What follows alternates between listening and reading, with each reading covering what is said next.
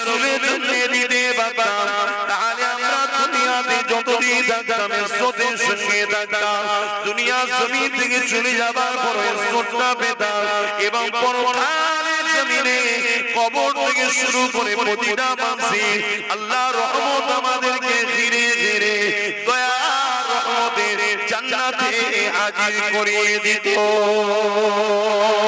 এ আমার নওজওয়ানেরা, তরুণেরা, যুবকেরা, আমার আব্বা জানেরা, মায়েরা, বোনেরা, এই পৃথিবী কারো জন্য চিরস্থায়ী না। এই পৃথিবীতে মালিক আমাদেরকে পাঠিয়েছে পরীক্ষার জন্য। এটা পরীক্ষার জায়গা। এখানে অন্যায়কারীও থাকবে, এখানে জুলুমকারীও থাকবে, এখানে মিথ্যাবাদীও থাকবে, ইবলিস শয়তান ও তার অনুসারী চালারাও থাকবে। এখানে দুনিয়ার জমিনে থেকে তাদের থেকে দূরত্ব রেখে হকের পক্ষে দাঁড়িয়ে অন্যায়ের বিরুদ্ধে লড়াই করে তোমাকে আমাকে আল্লাহটাকে সারা দিয়ে যেতে হবে। এটাই তোমার আমার কাজ। অনেকে মনে করে আমি নামাজ পড়ে নিয়েছি, রোজা রেখে দিয়েছি, হজ করে নিয়েছি, দান খয়রাত করি, বাবা অন্যায়ের বিরোধী করার দরকার নাই, অন্যায় নিয়ে আমার দেখা দরকার নাই, আমি তো অন্যায় করবো না, মিটে যাবে। না না না, আল্লাহ কোরআনে জানিয়ে দিলেন কুনতুম খায়রা উম্মাতিন উখরিজাত লিন-নাসি তা'মুরুনা বিল মারুফ ওয়া তানহাউনা আনিল মুনকার। ন্যায় কাজ করো, অন্যায় বিরোধী করো, ন্যায়ের পক্ষে থাকো, অন্যায়কে মিটিয়ে দাও, ন্যায়কে কামিয়াবি শিখরে তোলো, অন্যায়কে মিটিয়ে দাও। আমাদেরকে ন্যায় করতে হবে, ন্যায়ের সাথে থাকতে হবে, ন্যায়ের দিকে মানুষকে ডাকতে হবে। ঠিক তেমনই পাশাপাশি অন্যায় থেকে দূরে থাকে অন্যায়কেও মিটিয়ে দিতে হবে। আরো জোরে বলুন সুবহানাল্লাহ। এটাই ভালোবাসা। কেন আল্লাহ আপনাদেরকে সম্মানিত করেছে? আমার আল্লাহর সব সৃষ্টি সম্মানিত, কিন্তু কাউকে আল্লাহ ওপরে বসায়, কাউকে নিচুই বসায়। এটা খোদার ফয়সালা। এই ফয়সালাকে মেনে নিতে হবে। তা আমি ওপর থেকে যা দেখছি আপনি নিজে থেকে তা দেখতে পাচ্ছেন না, তাই পরিস্থিতিকে সামনে রেখে বলছি একটু হেকমত ও মাথা ঠান্ডা করে চলুন, হেকমত লাগান। মুফতি আজম মেজে হুজুর পীর কেবলা বলতেন, বাবা 1 কেজি যদি এলেম তাকে বুঝাবার জন্য বলতেন 1 কেজি, 10 কেজি যেন হেলেম থাকে, অর্থাৎ আউট জ্ঞান হেকমত যেন থাকে। তো সেই হিসাবে এগুলোকে আপনারা মান্যতা দেবেন। মাইকওয়ালা ভাইকে বলবো বক্সের আওয়াজটা একটু বাড়ান এবং আওয়াজটা সামান্য ভাসান। মোহাব্বতে দরুদ পড়েন, আল্লাহুম্মা সাল্লি আলা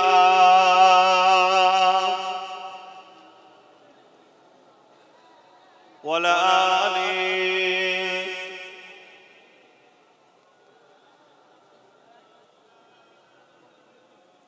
আউযু বিল্লাহি মিনাশ শাইতানির রাজীম।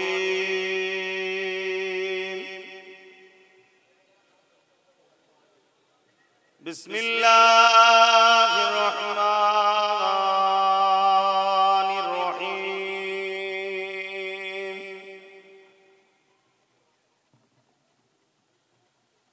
আলহামদুলিল্লাহ আলহামদুলিল্লাহ নাহমাদুহু ওয়া নাস্তাঈনুহু ওয়া নাস্তাগফিরুহু ওয়া নু'মিনু বিহি ওয়া নাতাওয়াক্কালু আলাইহি ওয়া নাউযু বিল্লাহি মিন শুরুরি আনফুসিনা ওয়া মিন সাইয়্যাতি আ'মালিনা।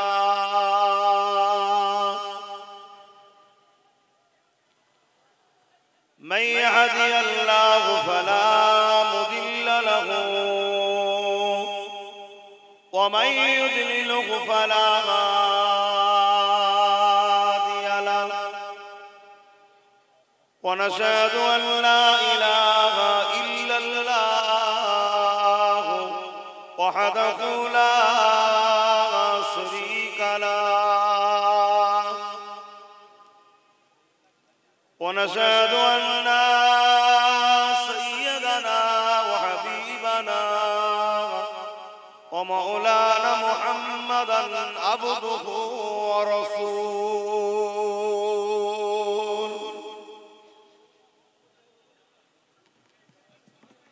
أما بعد فيا أيها الحاضرون رحمكم الله،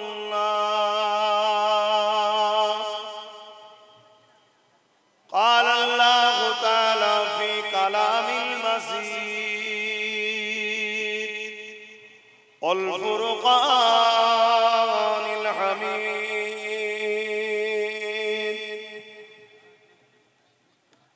إن الله وملائكته يصلون على النبي يا أيها الذين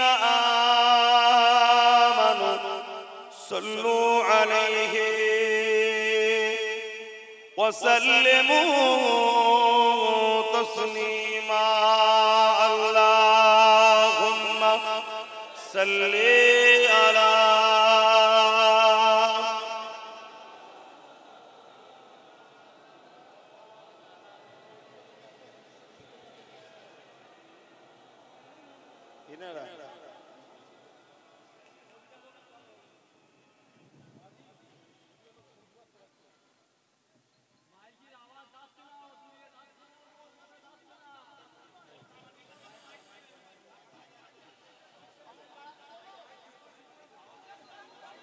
ভাই এটা কথা বলবো,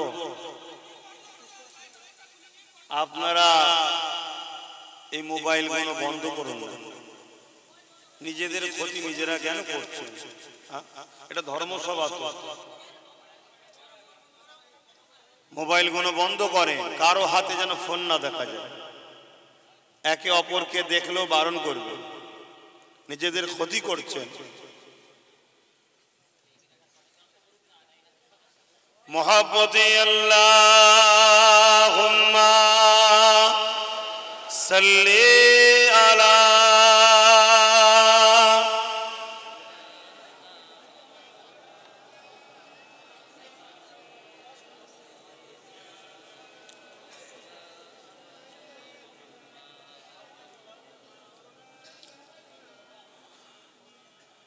जो कोई गम सताए तो मदीना याद कर लेना, ना दिल को चैन आए तो मदीना याद कर लेना। बोलुन ना सुबहानाल्लाह। কোনো রকম কষ্ট আসলে, দুঃখ আসলে মদিনা याद করবেন, তার মানে রাসূলের জীবনীকে ফলো করবেন, দেখবেন আপনার দুঃখ কেটে যাবে। সে খোদার্থ জীবন হোক, কারবারি জীবন হোক, সাংসারিক জীবন হোক, সমস্ত সমস্যার সমাধান আমার রাসূল দিয়ে গেছেন। जो कोई गम सताए तो मदीना याद कर लेना, ना दिल को चैन आए तो मदीना याद कर लेना। उम्र जिंदगी में गम के दिन तो आई जाती है, उम्र जिंदगी में गम के दिन तो आई जाती है, कभी लम्हा ए आए तो मदीना याद कर लेना। जो कोई गम सताए तो मदीना याद कर लेना, ना दिल को चैन आए तो मदीना याद कर लेना। सुना है मुश्किलों में कोई साथ नहीं चलते, कोई भी अगर मुश्किल आए जिंदगी में सब साथ छोड़ देते हैं। কোনো দুঃখ কষ্ট যখনই মুসিবত আসবে দেখবেন আপনজনরাও সাথ ছেড়ে দেয়, ঠিক না বেটি? सुना है मुश्किलों में कोई साथ नहीं चलते, जमाना छोड़ जाए तो, जमाना छोड़ जाए तो मदीना याद कर लेना। जो कोई गम सताए तो मदीना याद कर लेना। अल्लाहुम्मा सल्ली अला।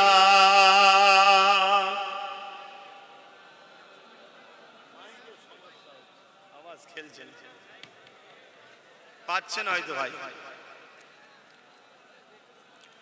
कलमे ला इलाहा इल्लल्लाह, ला इलाहा, जोरे जोरे ला इलाहा इल्लल्लाह, ला इलाहा, ला इलाहा इल्लल्लाह मुहम्मदुर रसूलुल्लाह। हस्बी रब्बी जल्लल्लाह मा फी क़ल्बी खैरुल्लाह। हस्बी रब्बी जल्लल्लाह मा फी क़ल्बी खैरुल्लाह।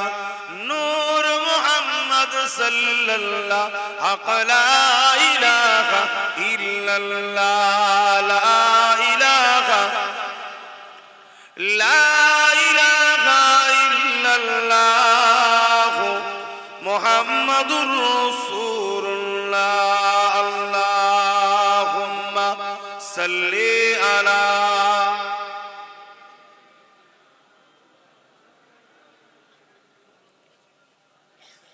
आवाजটা ভাষাতে বলে। وقال الله تعالى في كلام المجيد والفرقان الحميد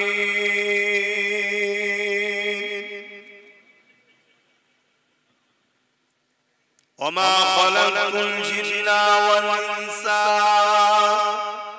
إلا ليعبدون. قال رسول الله صلى الله عليه وسلم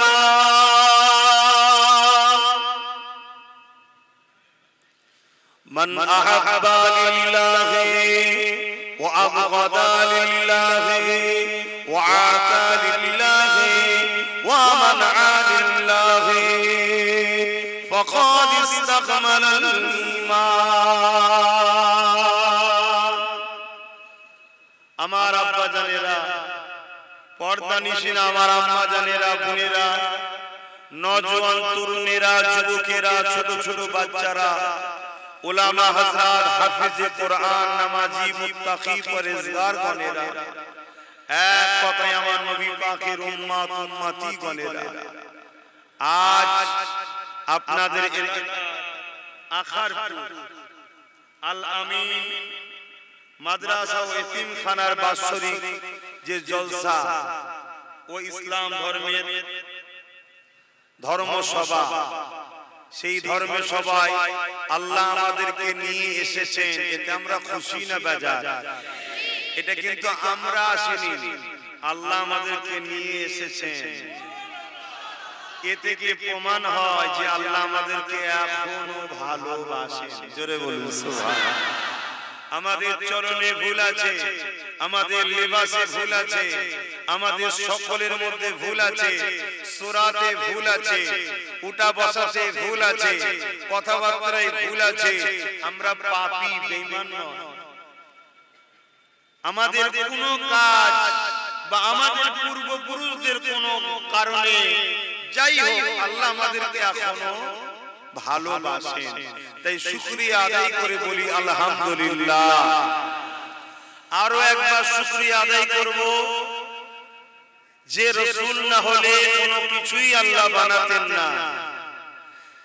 সেই নবী পাকের উম্মতি আল্লাহ আমাদের করেছেন, তাই সকলে উচ্চ আওয়াজে বলুন আলহামদুলিল্লাহ। আজকের এই মাহফিল দ্বীন ইসলামের আলোচনার মাহফিল। ভূমিকাগুলো খুব ভালো করে বুঝবেন, কারণ আমাদের সমাজের কিছু বাঁদর বর্গ নাচছে, তারা বোঝে না সোজে না, শুধু ইসলামের উপরে আঘাত করার বড় শখ জাগে। এরকম আছে না? না, এটা কিন্তু আজকে নতুন নয়, যুগ যুগ ধরে চলে আসছে। হকের উপরে একদল মানুষ বিরোধী যুগ যুগ ধরে করে আসছে। মনে রাখবেন এই পৃথিবীতে দুটো দল আছে, একটা রহমানের দল, একটা ইবলিস শয়তানের দল। রহমানের দলের একদম শেষে যে বান্দা দাঁড়িয়ে আছে, মানে কোনো ভালো কাজ নেই, ইমানটুকু আছে, সেও কিন্তু আস্তে আস্তে একদিন না একদিন জান্নাতে যাবে, বলুন সুবহানাল্লাহ।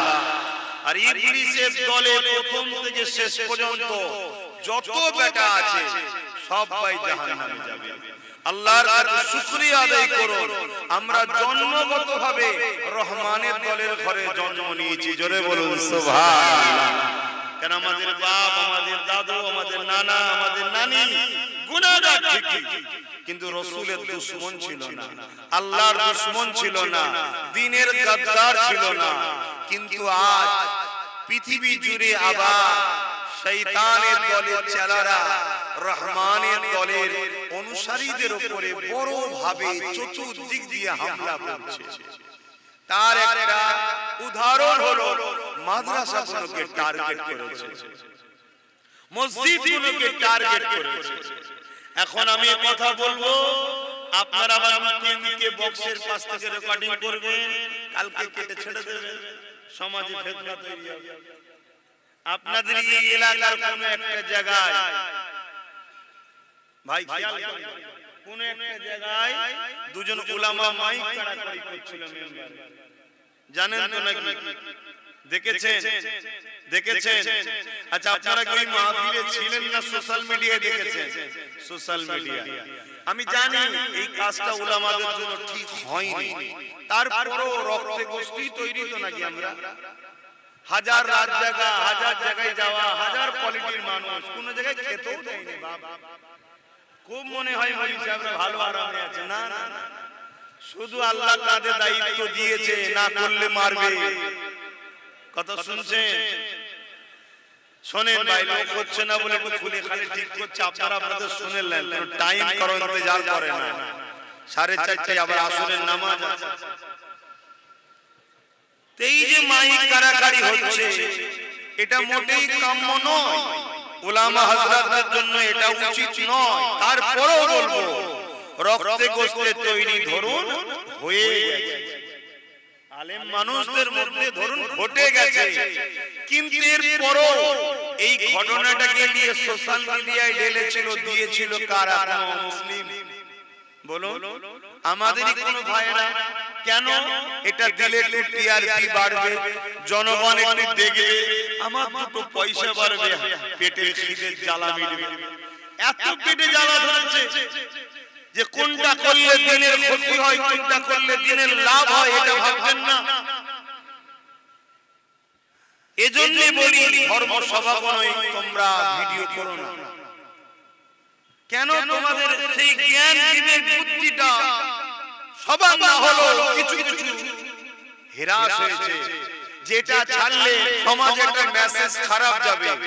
আমার কওমের रहनुमा যারা ধর্মগুরু আলেম উলামা, এদের বিষয়ে একটা মেসেজ খারাপ যাবে, সেগুলোকে আমাদের রোকা দরকার। সেই মেন্টালিটি, সেই জ্ঞানটুকু নাই। অনেকে লুকিয়ে দেখি করছে, এত মানা করার পর ভাববে আমার কোনো সমস্যা নেই বাপ, আমি দিনের খাতিরে বলছি। দিনের স্বার্থে বলছি। মনে রাখবেন এমন একটা সময় আসছে এই সমাজে হক কথা বলার লোক পাওয়া যাবে না। আপনারা নিশ্চয়ই জানেন এদেশে 200 বছর ব্রিটিশ শাসন করেছিল, 198 গড় 200। এমন একটা দিন এসেছিল লোকের জানাজা পড়াবার পর্যন্ত লোক পাওয়া যায়নি। কেন? যখন আব্দুল আজিজ মুহাদ্দিস দেলভি রাহমাতুল্লাহ আলাইহি বললেন মাতৃভূমিকে ভালোবাসার জন্য ব্রিটিশদের বিরুদ্ধে লড়াই করা ফরজ করতে হবে, তখন ব্রিটিশ ঘাবড়ে গিয়ে উলামাদের ঘরে বন্দী করতে লাগলো, হত্যা করতে লাগলো। কিছু কিছু আম মানুষকে দেখলো মনে হয় যেন বড় আলেম, দাড়ি মাথায় টুপি দিয়ে ভালো সেজে গুজে থাকে, সেই গুণকে ধরে মেরে দিয়েছে। ভাবছে ও উলামা শুনছে তো উলামাদের ঘরে ভয় করে কেন? উলামারা তৈরি হয়েছে এমন একটা কারখানা থেকে, সেই কারখানায় শিক্ষা দেওয়া হয় অন্যায়ের বিরুদ্ধে লড়াই করে যদি কেউ মারা যায় সে বেহিসাব জান্নাতে যায়। জোরে বলুন সুবহানাল্লাহ। সে অন্যায়টা যে কোনো অন্যায় হোক, উলামা কারা এমন একটা কারখানা থেকে তৈরি হয়, তাদেরকে ট্রেনিং দেওয়া হয়েছে এতিমদেরকে ভালো যারা বাসে, এতিমদের মাথায় যারা হাত বোলায় তারা আমি রাসূলুল্লাহ আমার মাথায় হাত বোলালো, এতিমদেরকে যে খানা খাওয়ায় তারা আমি রাসূলুল্লাহ আমাকে খানা খাওয়ালো, এতিমদের যে পরনার কাপড় দেয় সেজন্য আমি মুস্তাফা জানের রহমতকে কাপড় দিল, এতিমের যে পিপাসা মিটাবে আমি রাসূলুল্লাহ কালকে আবে কাউসারের পানি দিয়ে তার পিপাসা মিটাবো। জোরে বলুন সুবহানাল্লাহ। এই উলামা কারা? এই উলামা কারা যাদেরকে ওই কারখানা থেকে শিক্ষা দেওয়া হয় এতিমদের হয়ে লড়তে গিয়ে, এতিমদের বঞ্চনাকারীদের বিরুদ্ধে, এতিমদের লুটেলে ওয়ালাদের বিরুদ্ধে লড়তে গিয়ে তুমি ইন্তেকাল করো, আল্লাহ তোমাকে শহীদের মর্যাদা দিয়ে বেহিসাব জান্নাত দেবে। জোরে বলুন সুবহানাল্লাহ। এই উলামা কারা? এমন একটা কারখানা থেকে তৈরি হয় যে কারখানায় শিক্ষা দিয়ে হয়েছে ইনসাফের পক্ষে থাকো, ইনসানিয়াতের পক্ষে থাকো, মানবতার পক্ষে থাকো, হকের পক্ষে থাকো, সত্যের পক্ষে থাকো, গরিবের পক্ষে থাকো, বিধবার পক্ষে থাকো, এতিমের পক্ষে থাকো, বস্ত্রহীনকে বস্ত্র দাও, অন্নহীনকে অন্ন দাও, নিজের মাতৃভূমিকে ভালোবাসো, মাতৃভূমিকে ভালোবাসা এটাও আমিনার লালের সুন্নাত। জোরে বলুন সুবহানাল্লাহ। আমার নবীর মাতৃভূমি হলো মক্কা, আরব নয় মক্কা। মক্কা আমার নবীর মাতৃভূমি। মক্কা সন্ত্রাস মুক্ত করার জন্য, মক্কাকে নিরাপদে রাখার জন্য, মক্কার গরিব দিন দুঃখী মানুষের মুখে হাসি ফুটাবার জন্য, মক্কার নারীদের ঘরে জেলতে পুঁতে দেওয়া হতো বন্ধ করার জন্য আমার রাসূল পাক সাল্লাল্লাহু আলাইহি সাল্লাম তিনি সংগ্রাম করেছেন, আপ্রাণ চেষ্টা করেছেন। এই চেষ্টাতে রাসূলুল্লাহ রক্তাক্ত হয়েছেন, মারও খেতে হয়েছে, তথাপিও মক্কাকে সন্ত্রাস মুক্ত করেছে, গরিবদেরকে হাসিয়েছে। শুধু মক্কা নয়, 23 বছরে তামাম পৃথিবীর বুকে দয়ার নবী সাম্য প্রতিষ্ঠিত করেছে। জোরে বলুন সুবহানাল্লাহ। আরো জোরে বলুন সুবহানাল্লাহ। এই নবীর যারা দুশমন তারাই হলো প্রকৃত সন্ত্রাস, এই নবীর যারা বিরোধী তারাই হলো প্রকৃত রেপিস্ট, এই নবীর যারা বিরোধী তারাই হলো চরিত্রহীন, এই নবীর যারা বিরোধী তারাই হলো দেশদ্রোহী, এই নবীর বিরুদ্ধে যারা কথা বলে তারাই মাদ্রাসাকে মিটাতে চায়। কেন? মাদ্রাসা থেকে মানুষ তৈরি করা হয়, স্কুলে সার্টিফিকেট দেওয়া হয় পেটের জন্য, আর মাদ্রাসা থেকে সিনার শান্তি তৈরি করা হয়। জোরে বলুন সুবহানাল্লাহ। আরো জোরে বলুন সুবহানাল্লাহ। কিন্তু দুঃখের বিষয়, বড় আফসোস নিয়ে বলছি, জানি না প্রতিপক্ষ আমাকে ভুল বুঝবেন কিনা, কিন্তু হাকিকাত আজ না হলে কাল আমার কথা মানতে হবে। আমরা মাদ্রাসা অনেক করেছি, কিন্তু মাদ্রাসাকে সন্ত্রাসের হাত থেকে বাঁচাবার জন্য দরবার তৈরি করিনি। এটাই সবচেয়ে বড় আমাদের দুঃখ। তাই দরবার তৈরি করতে হবে যারা আমার নবীর ঘরকে বাঁচাবার জন্য ঠিক জায়গায় গিয়ে লড়াইটাও করতে পারবে। ঠিক না বেঠিক? জোরে বলুন দরবারের দরকার আছে না নাই? হাত তুলে বলুন দরকার আছে না নাই? নারে দিলে, নারে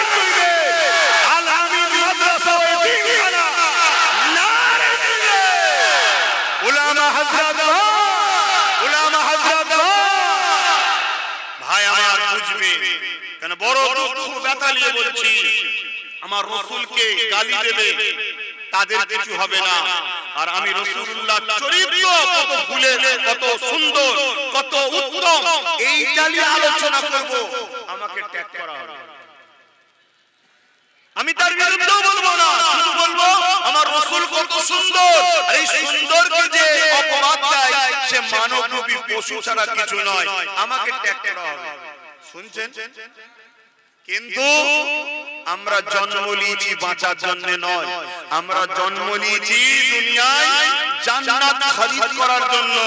জান্নাত খরিদ হয়ে গেলে টাকা আসবে, চলে যাব। জোরে বলুন সুবহানাল্লাহ।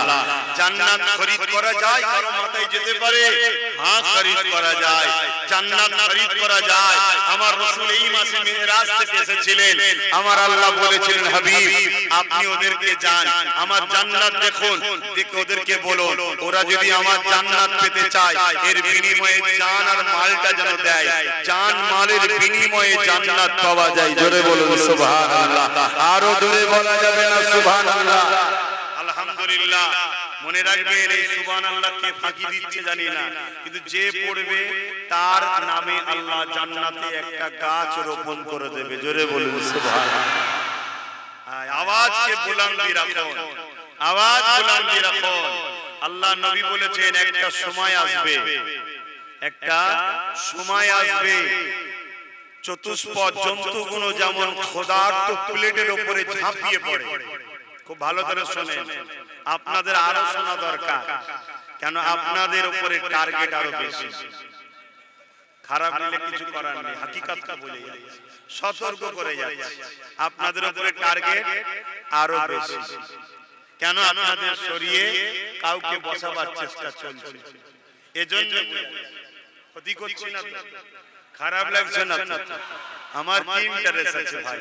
একটাই ইন্টারেস্ট, আপনি যাকে রাসূল বলে মানেন আমি তাকে রাসূল বলে মানি, জান বলে মানি, ঈমান বলে মানি, আমার সবকিছু থেকে দামি বলে মানি। জোরে বলুন সুবহানাল্লাহ। আর এটাই তো খোদা আল্লাহ কোরআনে বলেছে, চোখ দিয়ে আল্লাহ ইহসান করেছে বলেনি, কান দিয়ে আল্লাহ ইহসান করেছে বলেনি, জবানে কথা দিয়ে আল্লাহ ইহসান করেছে বলেনি, হাত দিয়েছি তোদের উপরে ইহসান করেছি বলেনি, পা দিয়েছে বলেনি ইহসান করেছি। কিন্তু বারি রবিউল আউয়াল সোমবার শবে সাদেকের সময় আমিনার লালকে পাঠিয়ে আল্লাহ বলেছে আমি তোদের উপরে ইহসান করলাম। জোরে বলুন সুবহানাল্লাহ। আল্লাহ বুঝিয়ে দিল চোখের থেকেও দামি নবী মুহাম্মদ রাসূল, কানের থেকেও দামি মুহাম্মদ রাসূল, তোদের জানের থেকেও দামি মুহাম্মদ রাসূল। জোরে বলুন সুবহানাল্লাহ। তো ভাইরা আমার খুব ভালো করে বুঝুন, আল্লাহ নবী বললেন একটা সময় আসবে যেমন একটা প্লেটে খাবার থাকলে ক্ষুধার্ত পশুগুলো চতুর্দিক দিয়ে হামলা করে, আমার উম্মতের উপরে একদল মানবরূপী পশু চতুর্দিক দিয়ে হামলা করবে। সাহাবা হুজুররা জিজ্ঞেস করলেন ইয়া রাসূলুল্লাহ তাদের সংখ্যা কি কম হবে? শুনছেন আপনারা? খুব ভালো করে বুঝবেন, কেন আমরা মনে হচ্ছে এই রকম একটা মুসিবতের উপর দিয়ে যাচ্ছি না, তাহলে এই ভবিষ্যৎবাণীটা আমাদের জন্যই মনে হয় ছিল, হয়তো পুরোপুরি না হলেও শুরু তো হয়েছে, স্টার্ট তো নিয়েছে মেশিন। তো সেই জন্য একটু মন দিয়ে শোনেন, মূল্যবান সময় ব্যয় করছেন। আমি জানি না ভাই আমার তাবারুক রেখেছি, তাবারুক নেই, আগে থেকে বলে দিলাম ভাই তাবারুক নেই ভাই, কথা বুঝে আসছে।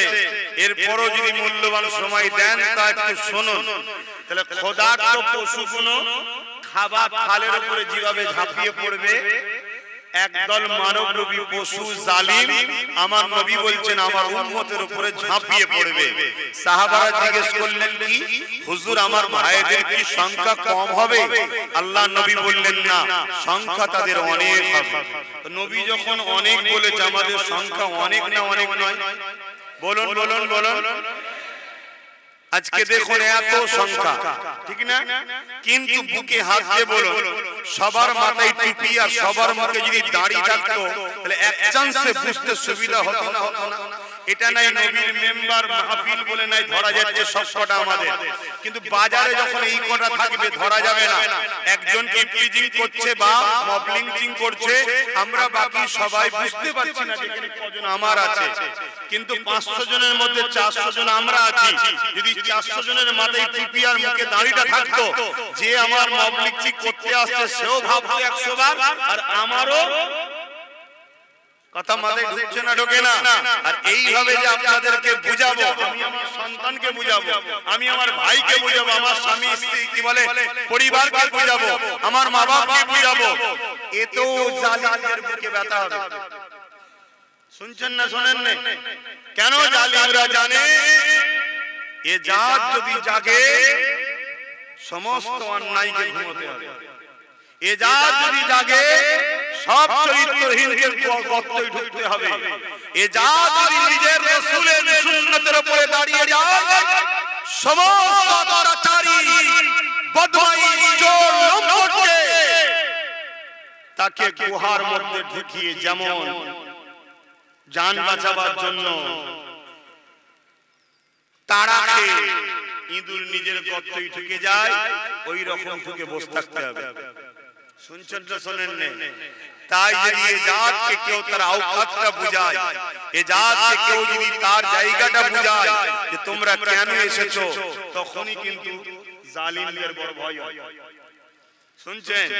তাহলে রাসূল বললেন তাদের সংখ্যা অনেক হবে, তার বড় মার খাবে। সাহাবারা জিজ্ঞেস করলেন কারণ কি? নবী দুটো কারণের কথা বলেছে। একটা হলো তারা মৃত্যুকে বড় ভয় করবে। কি বলল? আজকে আমরা ভয় করছি কি করিনি দেখুন। যতটুকু আমরা বাঁচার আশা করছি ওর থেকে যদি 1% ভালো হবার আশা করতাম, আমরা সবাই একজন আল্লাহর ওলি হয়ে যেতাম। অথচ আমরা বাঁচার স্বপ্ন দেখছি, কিন্তু বাঁচতে কেউ পারবে? বলুন যে দাঁড়িয়ে আছে সে মরবে, আর যার দাঁড়িয়ে আছে সে বেঁচে থাকবে নাকি? যার চাকরি আছে সে মরবে, আর যার চাকরি নেই সে বেঁচে থাকবে? আমরা যারা হক কথা বলছি আমাদেরকেই মেরে ফেলবে, তোমরা যারা অন্যায়ের সাথে মিশে আসছো তোমরা বেঁচে থাকবে এমন কোন সার্টিফিকেট আছে? মৃত্যু সবার হবে। অথচ যদি আমরা আমাদের জিন্দেগিটাকে আল্লাহর জন্য রাসূলের জন্য দিতে পারতাম, তাহলে আমরা দুনিয়াতে যতদিন থাকতাম ইজ্জতের সঙ্গে থাকতাম, দুনিয়া জমিন থেকে চলে যাবার পরে ইজ্জতটা পেতাম, এবং পরকালের জমিনে কবর থেকে শুরু করে প্রতিটা মানুষে আল্লাহর রহমত আমাদেরকে ধীরে ধীরে দয়ার রহমতের জান্নাতে হাজির করিয়ে দিত। এ আমার নওজওয়ানেরা, তরুণেরা, যুবকেরা, আমার আব্বা জানেরা, মায়েরা, বোনেরা, এই পৃথিবী কারো জন্য চিরস্থায়ী না। এই পৃথিবীতে মালিক আমাদেরকে পাঠিয়েছে পরীক্ষার জন্য। এটা পরীক্ষার জায়গা। এখানে অন্যায়কারীও থাকবে, এখানে জুলুমকারীও থাকবে, এখানে মিথ্যাবাদীও থাকবে। ইবলিস শয়তান ও তার অনুসারী চালারাও থাকবে। এখানে দুনিয়া জমিনে থেকে তাদের থেকে দূরত্ব রেখে হকের পক্ষে দাঁড়িয়ে অন্যায়ের বিরুদ্ধে লড়াই করে তোমাকে আমাকে আল্লাহটাকে সারা দিয়ে যেতে হবে। এটাই তোমার আমার কাজ। অনেকে মনে করে আমি নামাজ পড়ে নিয়েছি, রোজা রেখে দিয়েছি, হজ করে নিয়েছি, দান খয়রাত করি, বাবা অন্যায়ের বিরোধী করা দরকার নাই, অন্যায় নিয়ে আমার দেখা দরকার নাই, আমি তো অন্যায় করবো না, মিটে যাবে। না না না, আল্লাহ কোরআনে জানিয়ে দিলেন কুনতুম খায়রা উম্মাতিন উখরিজাত লিন-নাসি তা'মুরুনা বিল মারুফ ওয়া তানহাউনা আনিল মুনকার। ন্যায় কাজ করো, অন্যায় বিরোধী করো, ন্যায়ের পক্ষে থাকো, অন্যায়কে মিটিয়ে দাও, ন্যায়কে কামিয়াবি শিখরে তোলো, অন্যায়কে মিটিয়ে দাও। আমাদেরকে ন্যায় করতে হবে, ন্যায়ের সাথে থাকতে হবে, ন্যায়ের দিকে মানুষকে ডাকতে হবে। ঠিক তেমনই পাশাপাশি অন্যায় থেকে দূরে থাকে অন্যায়কেও মিটিয়ে দিতে হবে। আরো জোরে বলুন সুবহান। এটা হলো আমাদের কাজ। আর এই কাজ আমাদের ঘরে কে দিয়েছে বলুন? আল্লাহ দিয়েছে, যিনি আমাদের সৃষ্টিকর্তা, যিনি আমাদেরকে দুটো চোখ দিয়েছে, দুটো হাত দিয়েছে, দুটো পা দিয়েছে, দুটো কান দিয়েছে, এখনো যিনি বাঁচিয়ে রেখেছে, সেই আল্লাহ আমাদের দুটো কাজ দিয়েছে। কি গো করবেন না? আমরা করি, করা তো দূরের কথা, আমরা তো অন্যায়কেই বাঁশকে ঠেলে তুলছি যে ওঠ বাবা আরো করে। শুনছেন না শোনেন না? জবাব কিন্তু আল্লাহর কাছে দিতে হবে, আল্লাহ ছেড়ে দেবে না। মনে রাখবেন আমাদের দুই ধরনের দুশমন আছে, একটা প্রকাশ্য, একটা ছদ্মবেশী। প্রকাশ্য দুশমন গুলো তাদের লক্ষ্য হলো আমাদের জানমালের উপরে। তাদের লক্ষ্য কি? আমাদের জানমাল লুটবে, আমাদেরকে তাদের দাস দাসী বানাবে। যেমন আবু জেহেল করেছিল, ফেরাউন করেছিল, নমরুদ করেছিল। কিন্তু প্রকাশ্য দুশমন গুলো সবাইকে লুটতে পারলো, সবাইকে শেষ করতে পারলো, আমাদের কাছে এসে ঝাড় খেয়ে যায়। কেন? আমাদের সংখ্যা কম তাও ঝাড় খায় কেন?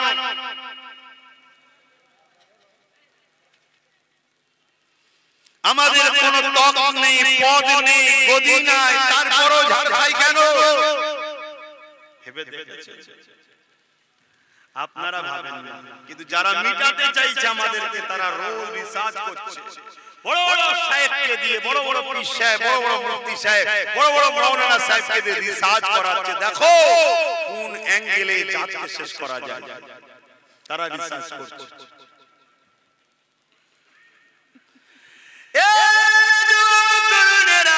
কখনো কি ভেবে দেখেছে আল্লাহ নবী যখন মক্কা জমিনে দ্বীনের কথা বলে, ন্যায়ের কথা বলে, ইনসাফের কথা বলে, মানবতার কথা বলে, সত্য কথা বলে, আমরা অনেকে মনে করি ইসলাম মানে দাড়ি টুপি নামাজ রোজা।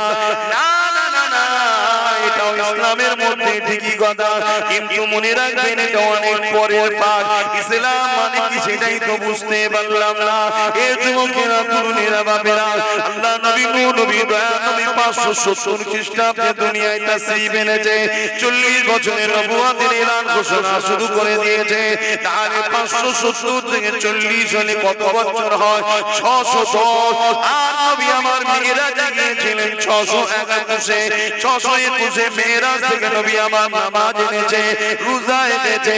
তার আগে তো নামাজ রোজা মেরাজ থেকে যাবার আগে তো ছিল না। তরুণেরা বাপেরা, অর্থাৎ ফরজ ছিল না তোমার আমার জন্য। তাহলে 11টা বছর নবী আমার কি করেছে? এটাই তো তুমি আমি ভুলে গেলাম।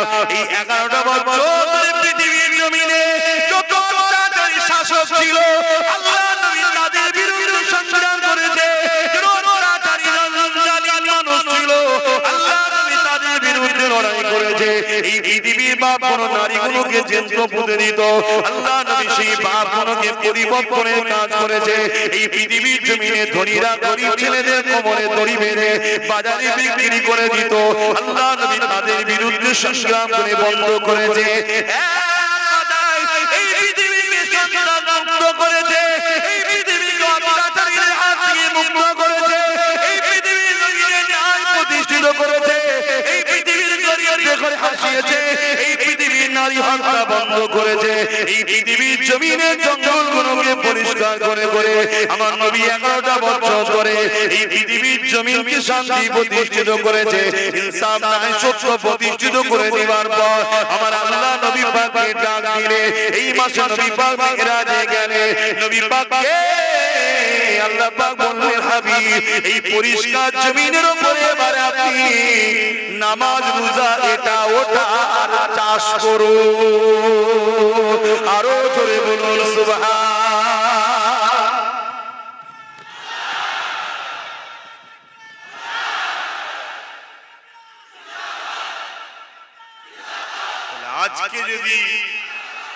আজকে কেউ যদি জুলুম করে, সে শাসকের সুরাতে হোক আর অর্থশালী হয়ে হোক, সে ইউনিফর্মের মধ্যেও ইউনিফর্ম ছেড়ে হোক, প্রত্যেকটা অত্যাচারীর বিরুদ্ধে লড়াই করার নাম ইসলাম। বলুন কত উলামা হুজুররা রয়েছে, সামনেও বসে আছে, অনেক হাফেজ আলেমরা বসে আছে। বলুন জমি চাষ হয় জানেন তো নাকি? সারা রাত ধরে পানি দেওয়া হয়, পরের দিন জমি নরম হবে, ধান রোপণ করবেন, চাষ হবে। কিন্তু জমির কিছু আল কাটা ছিল, পরের দিন আর চাষ হবে কেন? সব পানি বেরিয়ে গেছে। নামাজ পড়েছেন, রোজা রেখেছেন, হজ করেছেন, দান করেছেন, সব পানি দেওয়া হয়েছে, ঠিক আছে। কিন্তু এই সমাজে মুসলিম এলাকায় সুদ বেড়ে যাচ্ছে। দেখে দেখে মুসলিম এলাকাগুলোতে মেলা দেওয়া হচ্ছে, দেখে দেখে মুসলিম এলাকাগুলোতে লটারি দেওয়া হচ্ছে, দেখে দেখে মুসলিম এলাকাতে মদের লাইসেন্স দেওয়া হচ্ছে, দেখে দেখে মুসলিম এলাকায় সমাজ বিরোধী কাজ তৈরি হচ্ছে। এগুলো বড় প্ল্যান করে শয়তানের চেলারা করাচ্ছে, যাতে করে আমাদের বাপেরা আমাদের যুব সমাজকে ধরে না রাখতে পারে। গানে 10 বার যাবে না, একবার তো চলে যাবে। মেলায় 10 বার যাবে না, একবার তো চলে যাবে। জুয়া যখন খেলা হচ্ছে 10 বার কাটবে না, একবার তো চলে যাবে। এটা হলো ইবলিসের চেলাদের প্ল্যান। ইসলাম বলছে অন্যায়ের বিরুদ্ধে লড়াই করার নাম হলো ইসলাম। জোরে বলুন সুবহানাল্লাহ। এই সমাজের এতিম কাঁদে, এই সমাজের এতিম খোদার্থ কাঁদে। কোনদিন শুনেছেন, কোনদিন শুনেছেন এই সমাজে যে কোন এতিম ঘরের ছেলে টাইটেল পাস করেছে বলে তাকে এলাকার ধনী লোক ডেকে বলেছে, বাবা তুমি একটা মহান কাজ করো, চালাও 10 লক্ষ টাকার একটা চেক? শুনেছেন কোনদিন? অথচ এই সমাজে কোন গায়ক যদি একটা ভালো পোস্টে চলে যায়, ভালো জায়গায় র্যাঙ্ক করে, তাকে টাকার মালা পরানো হয়, এটা করানো হয়, সেটা করানো হয়। তার মধ্যে আমার অনেক নামধারী মুসলমানও শরীক হয়, হয় না? হয় না? তাহলে সমাজ কোথায় যাচ্ছে বুঝতে পারছেন? মনে দুঃখ নেবেন না আমার উলামা ভাইরা, আমার ইমাম সাহেব ভাইরা, মনে কষ্ট নেবেন না। আমি আপনাদের মতনই একজন নগণ্য, আপনারা আমার থেকে বেশি জানেন। তথাপিও দিনের একজন খাদেম, আমি একজন দিনের দায়ী হিসাবে বলছি।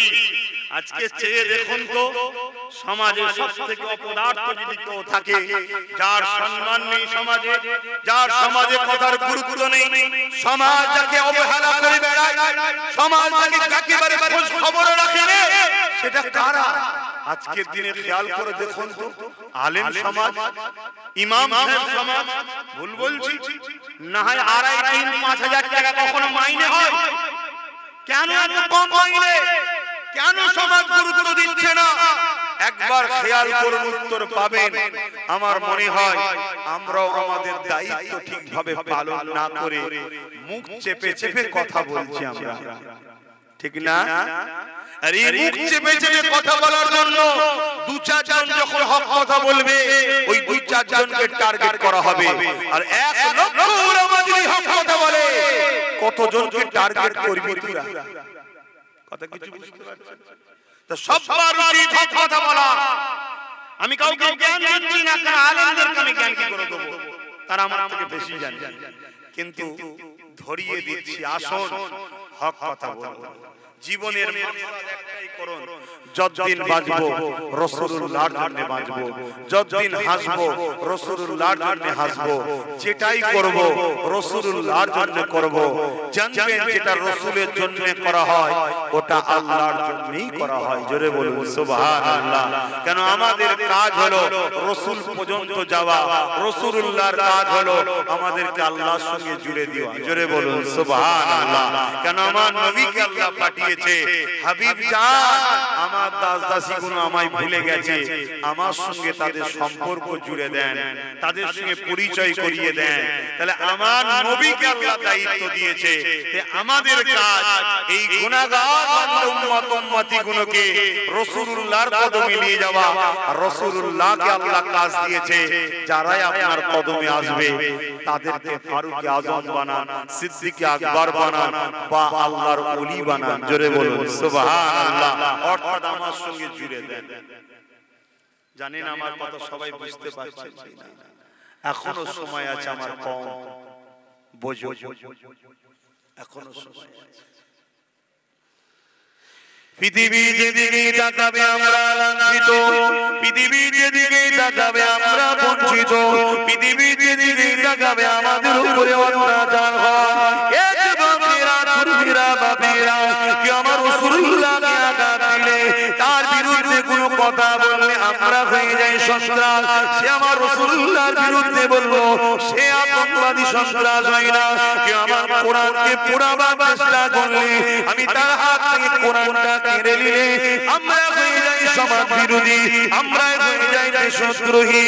কিন্তু সে সংবিধানের বিরোধী গিয়ে আমার কোরআন ভালোবাসার জিনিসকে পুরাতে চেষ্টা করে, সে কিন্তু দেশদ্রোহী হয় না, সে কিন্তু গণতন্ত্র বিরোধী হয় না।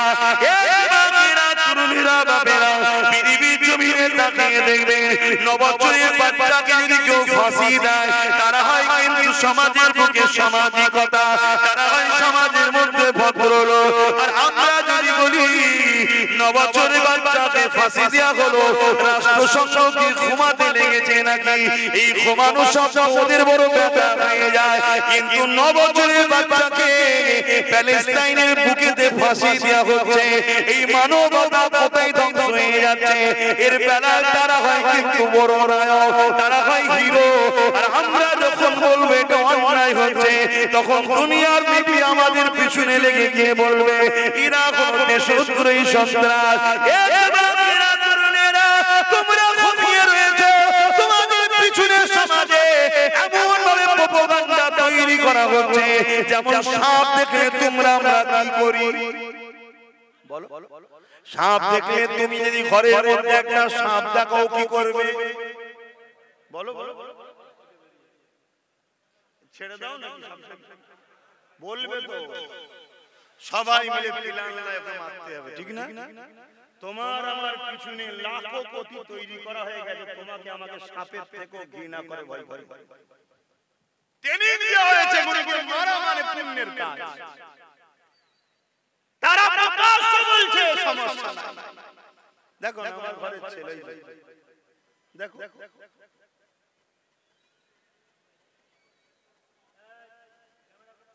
কালকে ওরা কেটে ঠিক এমন একটা ছোট্ট পয়েন্ট ছাড়বে, সমাজের দিকে একটা সম্প্রীতির বিরোধী আব্বাস সিদ্দিকী মনে হবে। শোনো, ইসলামে বসবাসকারী কখনো সমাজ বিরোধী হতে পারে না। কথা মাথায় ঢুকছে না? ঢুকে না। দুঃখের বিষয়, তোমাদেরকে হক রাস্তা দেখানোর তো উপায় নাই।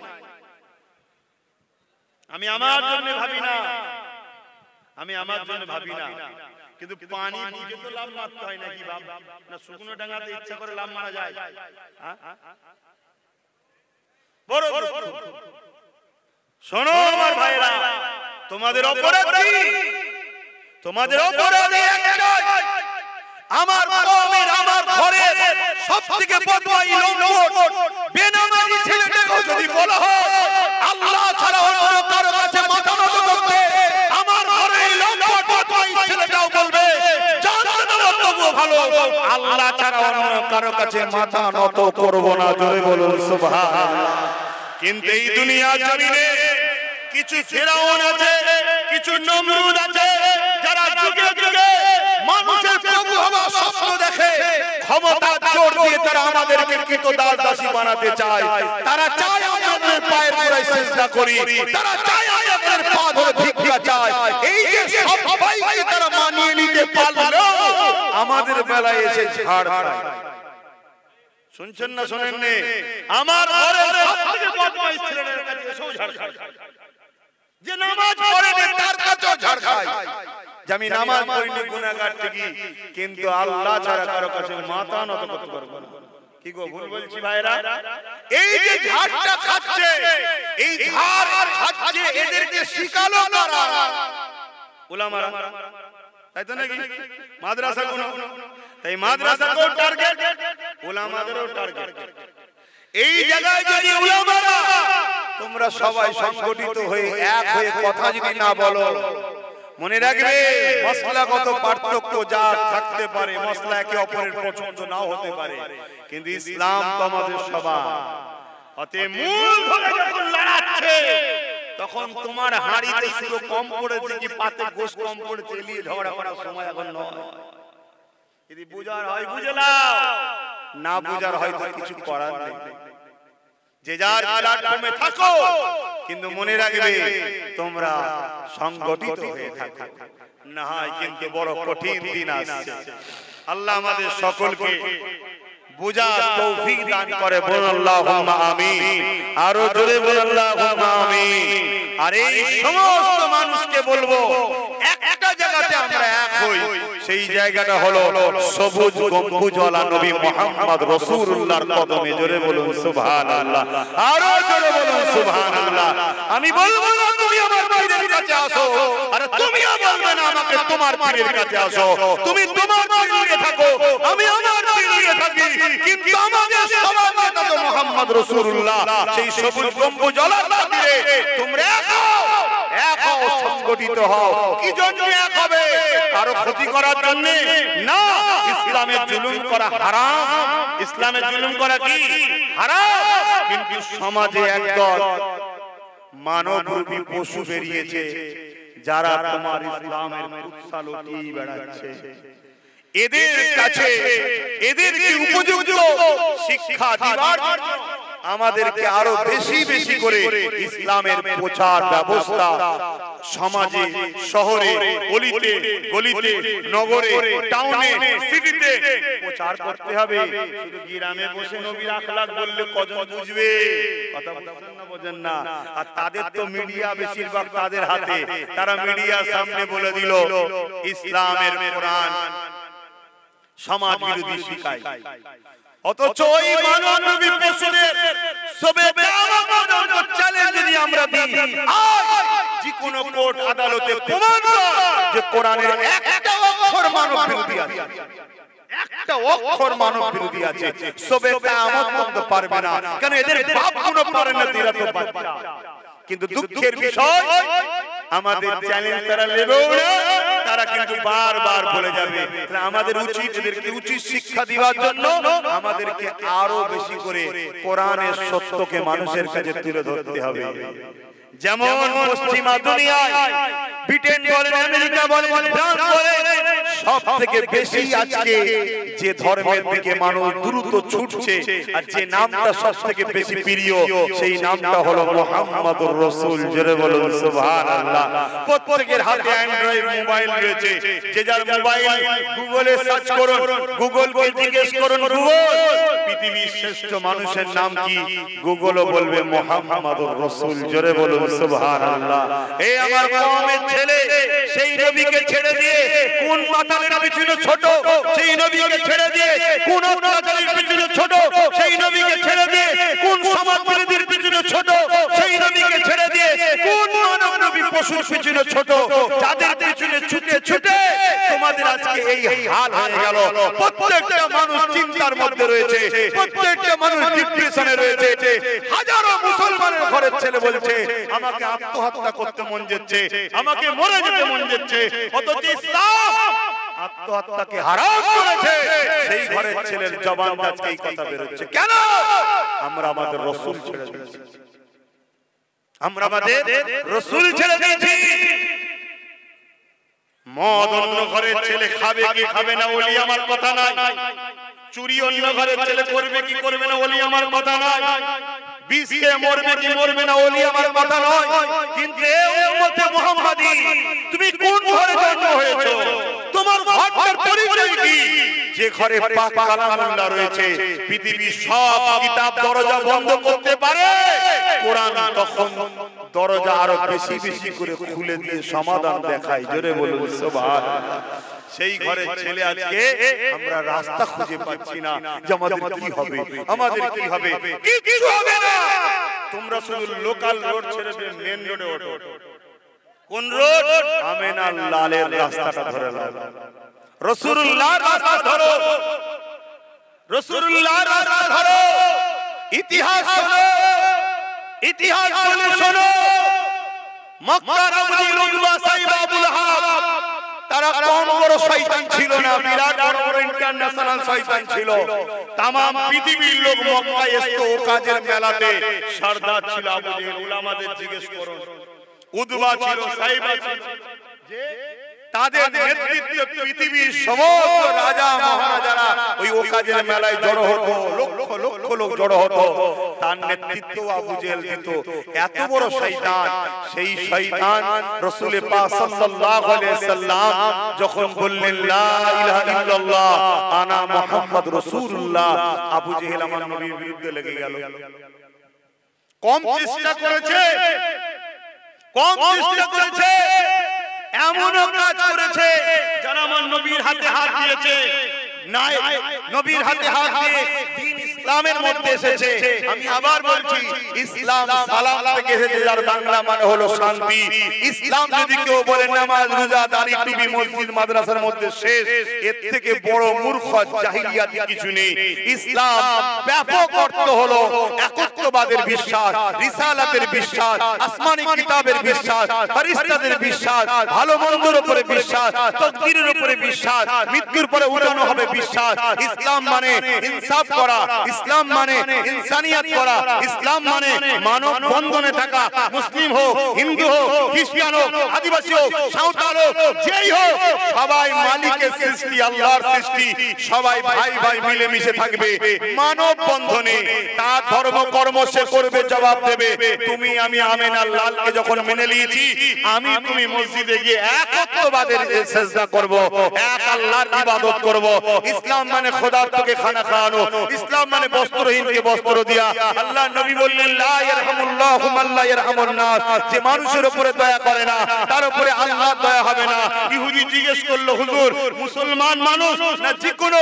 আল্লাহ নবী বললেন, নাস নাস নাস মানে মুসলমান নাই, নাস মানে মানুষ। সে হিন্দু হতে পারে, খ্রিস্টান হতে পারে, আদিবাসী হতে পারে, সাঁওতাল হতে পারে, বাগদি হতে পারে, ভারতীয় হতে পারে, বাইরে হতে পারে। কখনো কেউ খোদার তো দেখলে তাকে খানা খাওয়ানোর নাম হলো ইসলাম। জোরে বলুন সুবহানাল্লাহ। আল্লাহ নবী বসে আছে, এক ইহুদি ধর্মগুরু, যেমন আমাদের ধর্মগুরু দেখে উলামা বলে, মুর্শিদ বলে, শায়েখ বলে, আমির বলে, হযরত বলে, তখন ওনাদের ধর্মগুরুদের ঘরে রাহেব বলা হয়। এক রাহেব রাসূলুল্লাহর কাছে এসেছে, মুহাম্মদ সাল্লাল্লাহু আলাইহি ওয়াসাল্লাম বলো তো ইসলামের সবথেকে ভালো কাজ কি? সব থেকে ভালো কাজ কি? আল্লাহ নবী বললেন, খোদার তোকে খানা খাওয়ানো। জোরে বলুন সুবহানাল্লাহ।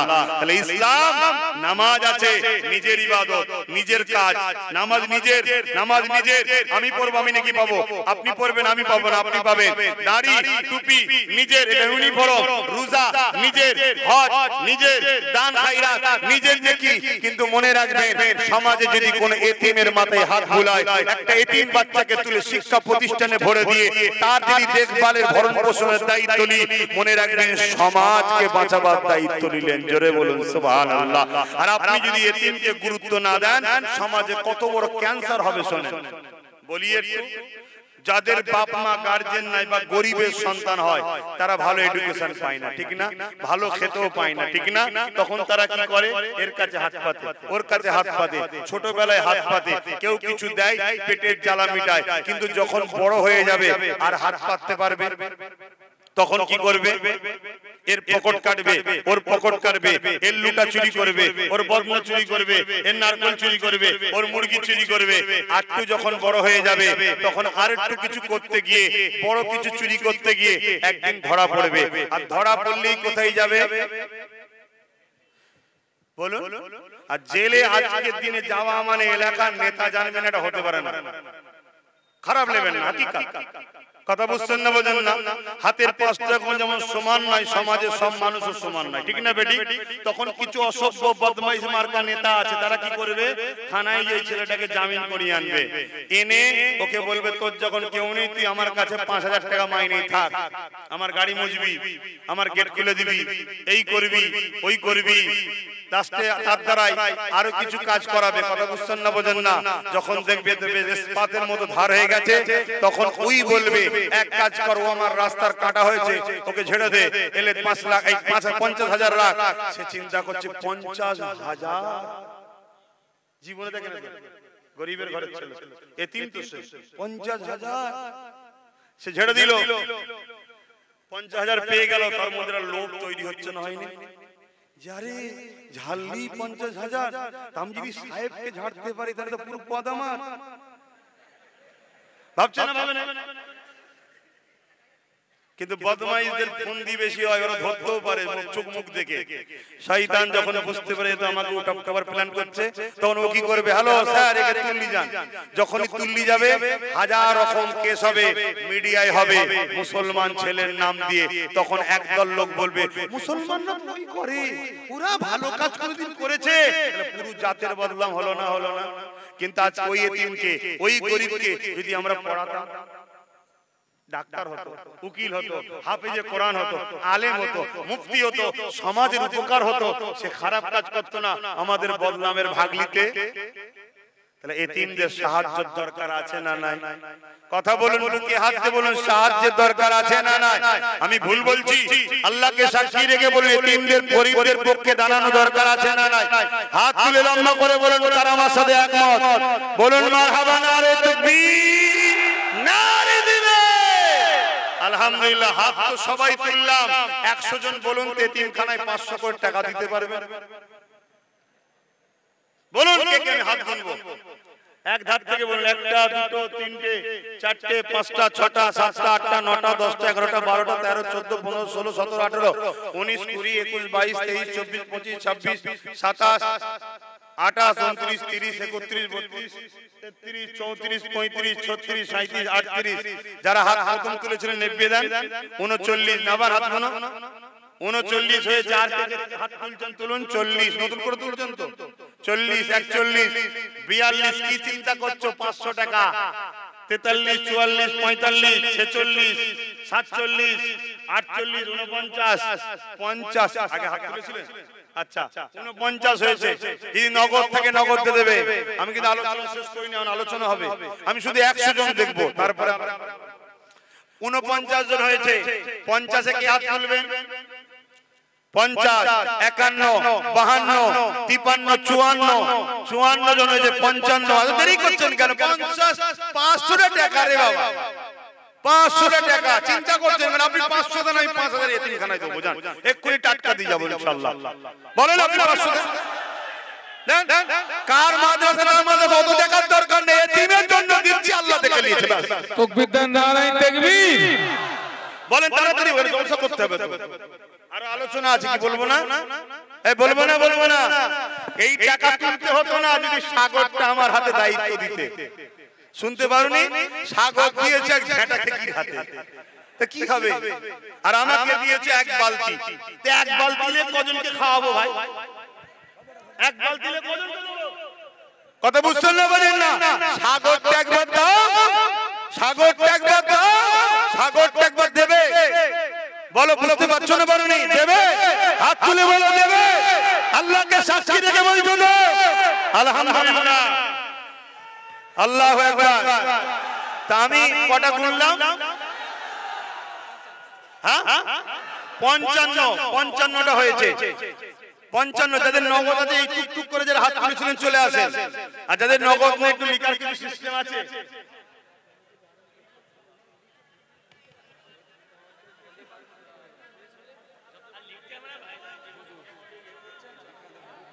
আচ্ছা আচ্ছা, ওই মিক্সিং গুলো করলে হবে না। যাদের নগদ আছে চলে আসে। দরুদ শরীফ, আল্লাহুম্মা সাল্লি আলা সাইয়্যিদিনা মাওলানা মুহাম্মদ ওয়া আলিহি।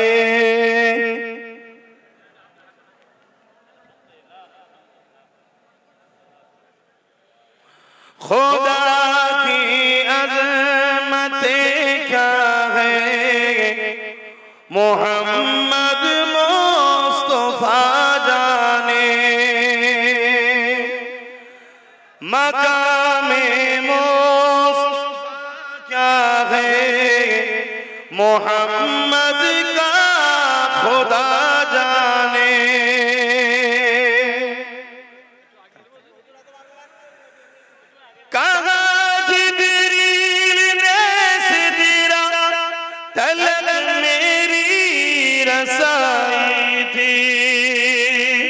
সবাই উঠলে হবে না, আমি যেটা বলবো শুনতে হবে। যারা এই 500 টাকা করে নিয়ত করেছেন তারাই শুধু উঠবেন, অন্যজন কিন্তু উঠবেন না। শুনবেন না, কথা শুনবেন না। আজকে সম্পর্ক শেষ না, আসা যাওয়া থাকবে। তাহলে আদবটা বড় জিনিস। বাকিরা বসেন, যারা 500 টাকা নিয়ত করেছিলেন তারাই উঠবেন, বাকি কেউ উঠবেন না। আসেন আমার নবী পাকের কথা বলছিলাম। এ নওজওয়ানেরা, তরুণেরা, বাপেরা কখনো ভেবে দেখেছেন মদিনা শরীফ আজকে যেটা বলছি ওই জায়গাটার নাম হলো ইয়াসরিব। যে ইয়াসরিব বিমারির জায়গা ছিল, যে ইয়াসরিব একেবারে গ্রাম্য জায়গা ছিল, যেখানে কারেন্টের কোনো দূরের কথা, শিক্ষারও কোনো ব্যবস্থা ছিল না, উন্নতির কোনো ব্যবস্থা ছিল না।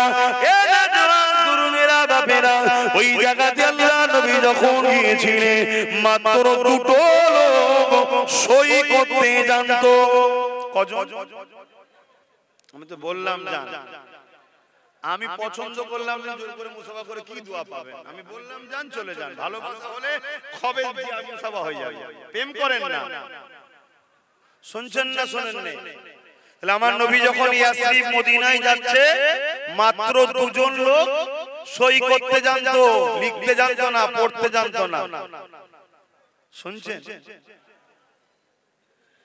এ নজওয়ানেরা সেই মদিনা আল্লাহ নবী নূর নবী নবীকে মেনে নিবার পর নবী পাক সেখানে ধর্ম শিক্ষা যেমন ব্যবস্থা করেছে, নবী পাক মদিনা নববী শরীফে চতুর্দিকে একদিকে সায়েন্সের শিক্ষা দিয়েছে, একদিকে অর্থনীতি শিক্ষা দিচ্ছে, আর একদিকে এমন করে দর্শনের শিক্ষা দিচ্ছে, একদিকে ফিলোসফি শিক্ষা দিচ্ছে, আর একদিকে রাষ্ট্রবিজ্ঞানের শিক্ষা দিচ্ছে।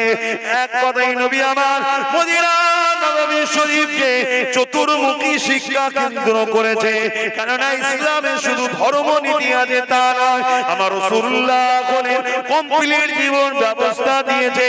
তাই আল্লাহ কোরআনে বললেন লাকাদ কানা লাকুম ফি রাসূলিল্লাহি উসওয়াতুন হাসানা।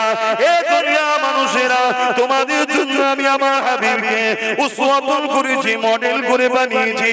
তোমরা নামাজ পড়বে আমার নবীকে দেখো, তোমরা রোজা রাখবে আমার নবীকে দেখো, তোমরা হজ করবে আমার নবীকে দেখো, তোমরা দান খায়রাত করবে আমার নবীকে দেখো।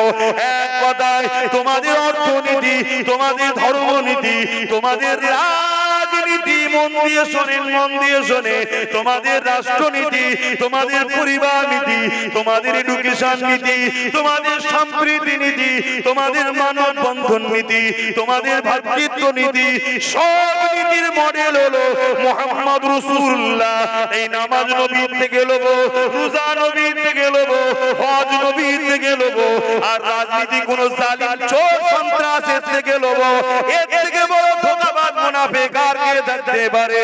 যদি কেউ রাষ্ট্রকে ভালোবাসে, আমার নবী দেখানো প্রেম করতে হবে। কেউ যদি রাজনীতি করতে চায়, আমার নবী যেভাবে করেছে এইভাবে করতে হবে। কেউ যদি বলে আব্বাস সিদ্দিকী এটা তো গণতান্ত্রিক দেশ, আরে বোকা, গণতান্ত্রিক দেশে যদি সবার নেতারা চলতে পারে, সবার নেতার কথা চলতে পারে, সবার ধর্মগুরুর কথা চলতে পারে, যে নবীর মতো মানুষ দুনিয়া আসেনি আর আসবে না, তাহলে সেই আমিনা নীতিগুলো কেন চলবে না? আমার নবী নীতি দিতে মানব বিরোধী কিছু না, আমার নবী নীতি দিতে কোন মানুষের কষ্ট দিবার মতো কিছু না, আমার নবী নীতির মধ্যে সমাজ বিরোধী কিছু না, আমার নবী নীতির মধ্যে রাষ্ট্র বিরোধী কিছু নাই। হ্যাঁ, সমাজে কিছু মানবপ্রেমী পশু আছে, অর্থের জন্য হোক, ক্ষমতার জন্য হোক, কিছু মিডিয়া দ্বারা আমার নবীর শানে মিথ্যা প্রচার চালায়। এর জন্য সব থেকে বেশি দোষী হলো তুমি আমি। কেন? তুমি আমি রাসূল ছেড়ে দিয়েছি। তোমার আমার আখলাকে, তোমার আমার কথাতে, তোমার আমার সংসারে, তোমার আমার অর্থনীতিতে, তোমার আমার রাজনীতিতে নবী নেই, নবী নেই। যদিও মুসলিম ছেলে কখন একটু লিডার হয়ে যায়, সে সবচেয়ে বড় চোর হয়ে দাঁড়িয়ে যায়। মুসলিম ঘরের ছেলে যদি কোন একটা পদে চলে যায়, সে সবচেয়ে বড় হারামখোর তৈরি হয়ে যায়। একে দেখিয়ে দেখিয়ে বিশ্বের মিডিয়াগুলো আমার রাসূলুল্লাহ দিনকে আঘাত দেয়। এ আমার কম, এখনো সময় আছে পরিবর্তন হোক। যদি পরিবর্তন না হয়, তোমাদের ভুলের জন্য তোমাদের বাচ্চাগুলোকে ওই প্যালেস্টাইনের বাচ্চাদের মতো কাফন করে নিতে হবে। কেননা প্যালেস্টাইনবাসীরা যদি কুরআনের আয়াতটাকে মনে রাখতো, ইহুদি নাসারা তোমাদের প্রকাশ্য দুশমন, তাহলে আজকে প্যালেস্টাইনের বাচ্চা বাচ্চাগুলোকে এই শিশু বেলাতে কাফন করতে হতো না। হ্যাঁ জানি আল্লাহর হুকুম যেটা সেটা হবে, কিন্তু আমার কর্মের ফল তো আমায় ভোগ করতে হবে। এই অনেক হয়েছে এই জালিমের পিছনে ঘোরা, অনেক হয়েছে ওই জালিমের পিছনে ঘোরা। আসো সংগঠিত হও, এই সমাজের গরিবকে হাসাও, এই সমাজের বিধবাকে হাসাও, এই সমাজের এতিমকে সাহায্য করো, এই সমাজকে অন্যায় থেকে মুক্ত করো, এই সমাজকে চোর থেকে মুক্ত করো, এই সমাজকে মদ মুক্ত করো, এই সমাজকে রেপ মুক্ত করো। এক কথায় তোমার আমার মাতৃভূমি সার্বভৌমত্বকে নিরাপদে রাখো। নামাজ যেমন আল্লাহর ইবাদত, রোজা যেমন আল্লাহর ইবাদত, হজ যেমন আল্লাহর ইবাদত, ঠিক তেমনি আল্লাহর সৃষ্টি মুসলিম হোক আর হিন্দু হোক, যে কোনো ধর্মের হোক, খোদার তোকে খানা খাওয়ানো ওটাও কিন্তু আল্লাহ পাকের ইবাদত। আরো জোরে বলুন সুবহান। ইবাদত মাতাকুমুর রাসূল ফাখুযুহু ওয়া মা নাহাকুম আনহু ফান্তাহু, এটাই ইবাদত। নবী যা আদেশ করেছে মেনে না, নবী যেটা নিষেধ করেছে ছেড়ে দে। কথা মাথায় ঢুকছে? যে কাজে আল্লাহ খুশি হয় ওটা ইবাদত, যে কাজে আল্লাহ খুশি নয় ওটা হলো পাপ।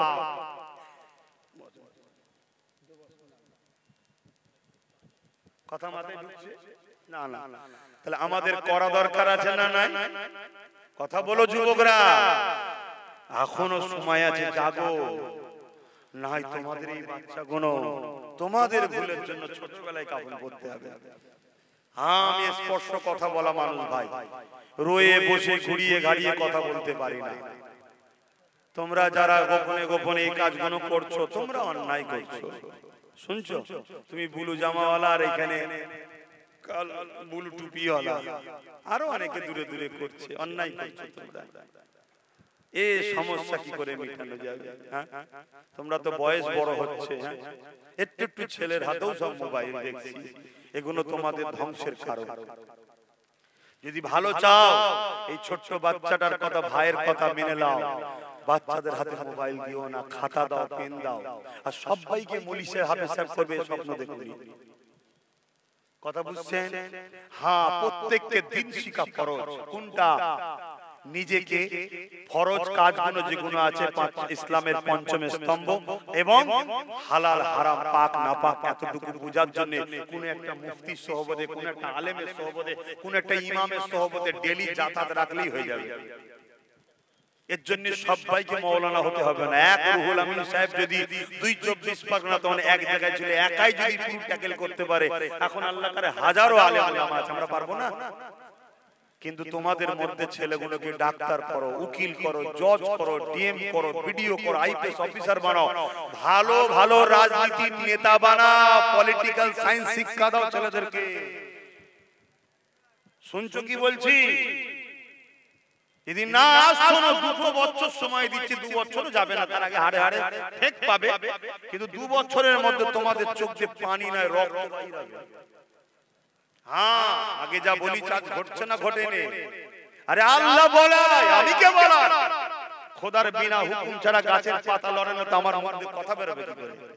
আল্লাহ বলাচ্ছে, আমি বলে যাচ্ছি। শোনো, আর যা কথা বলছি মনে রাখবে, তোমাদেরকে যারা মিটাতে চায়, সে বড় শয়তান হোক আর ছোট শয়তান হোক, সব কিন্তু আমার দুশমন তৈরি হচ্ছে। ঠিক না বে? ঠিক। তোমাদের জন্য আমার দুশমন বাড়ছে। তোমার তো ঘর আশপাশে টুকরো ঢুকে যাবে, আমার ঘর অনেক দূর, আমাকে রোজ ঘুরতে হয়, রাত বিরোধ ঘুরতে হয়, তারপরও জানের মায়া করিনি। হে উম্মতে মুহাম্মাদি, তোমাদেরকে ভালোবাসি। কেন ভালোবাসি? তোমরা আমার নবীর ভালোবাসার উম্মত। জোরে বলুন সুবহানাল্লাহ। আমার নবী আজও রওজা মোবারকে জিন্দা না মরা গো। জোরে বলুন হায়াতুন নবী। জোরে বলুন সুবহানাল্লাহ। তবে মনে রাখবেন, আমাদের আরেক ধরনের দুশমন আছে, যারা ছদ্মবেশী, যারা প্রকাশ্য দুশমন গুণ আমাদের জান মাল নিয়ে আমাদেরকে গোলাম দাস দাসী বানাতে চায়, কিন্তু সব জায়গায় ঘুরে আমাদের কাছে এসে হেরে যায়। কি হারে না? বদরের কথা মনে আছে? যে আরে বদর তো অনেক দূরের কথা বলবেন, রিসেন্ট প্যালেস্টাইনের কথা মনে নাই? পৃথিবীর বড় বড় শক্তিগুলো, আমেরিকা হোক, ব্রিটেন হোক, পৃথিবীর বড় বড় পারমাণবিক শক্তি যারা, সব এক জায়গায় হয়েছে। প্যালেস্টাইনের উপরে হামলা করবে, সব এক জায়গায় হয়েছে। মুসলিম দেশগুলো প্যালেস্টাইনের সাথও দেয়নি। ছোট্ট একটা প্যালেস্টাইন কামানের সামনে পাথর নিয়ে দাঁড়াচ্ছে, AK-47 এর সামনে পাথর নিয়ে দাঁড়াচ্ছে, ট্যাঙ্কারের সামনে চামগুলতি নিয়ে যাচ্ছে। দুনিয়ার লোক জিজ্ঞেস করে, হায় রে মা, কি বাচ্চা সন্তান জন্ম দিয়েছো? আরে বাচ্চা বাচ্চা যুবক ছেলেরা, তোমাদের কি ভয় লাগে না? ওদের কাছে পারমাণবিক শক্তি আছে, ওদের কাছে ট্যাঙ্কার আছে, ওদের কাছে বন্দুক আছে, ওদের কাছে হাজারো ক্ষমতা আছে, তোমরাই ঢিল পাচ্ছিলে কি করবে? প্যালেস্টাইনের যুবকরা বলেছিল, শোনো, বদরের জমিনে আবু জেহেল, উতবা, সাইবা সন্ত্রাসের দিকে সব ছিল। আজ সাহাবারা 313 জন খাজুরের ডাল দিয়েছিল। সেদিন সাহাবাদেরও জিজ্ঞেস করা হয়েছিল, ওদের দিকে সব আছে, তোমাদের দিকে কিছু নেই। সাহাবারা বলেছিলেন, ওদের দিকে সব থাকতে পারে, আমাদের দিকে আল্লাহর বন্ধুত্ব রয়েছে। জোরে বলুন সুবহানাল্লাহ। আজ আমরাও বলছি, ওদের দিকে সব থাকতে পারে, আমাদের দিকে মসজিদে আকসা, যে আকসায় আমিনা আল্লাহ ইমামতি করেছে। জোরে বলুন সুবহানাল্লাহ, আরো জোরে বলুন সুবহানাল্লাহ। অতএব যুবক, ঘাবড়াবার কিছু নেই, শুধু একটা জায়গায় কানেকশন জোড়ো, রাসূলুল্লাহর আদব প্রেমে। কি? রাসূলুল্লাহর আদব ও প্রেমে, এটার নাম ঈমান। আর আমল হলো নামাজ, রোজা, হজ, যাকাত, দান, খায়র, গুনাহ আমল, এগুলো ঈমান নয়। ঈমান হলো রাসূলকে আদব করার, প্রেম করার নাম। জোরে বলুন সুবহানাল্লাহ।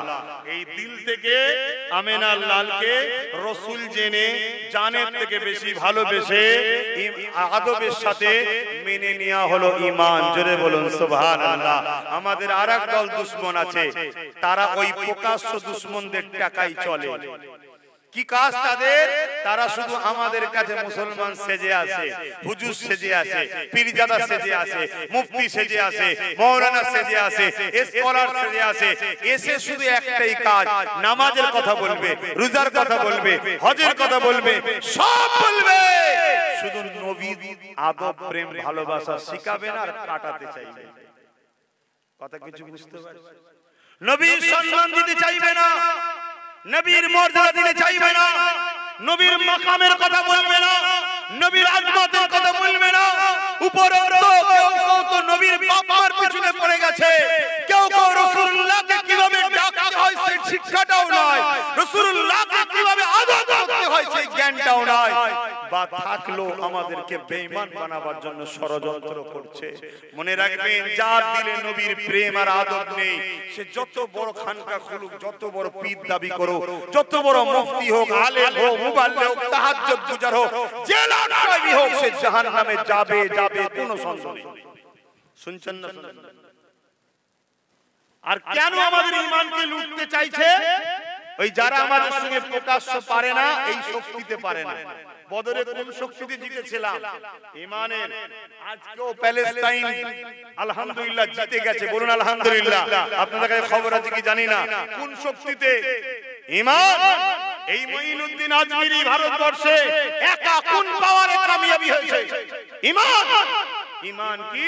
রাসূলকে জানের থেকে বেশি ভালোবেসে আদবের সাথে মেনে নেওয়া, এটা হলো ঈমান। জোরে বলুন সুবহানাল্লাহ।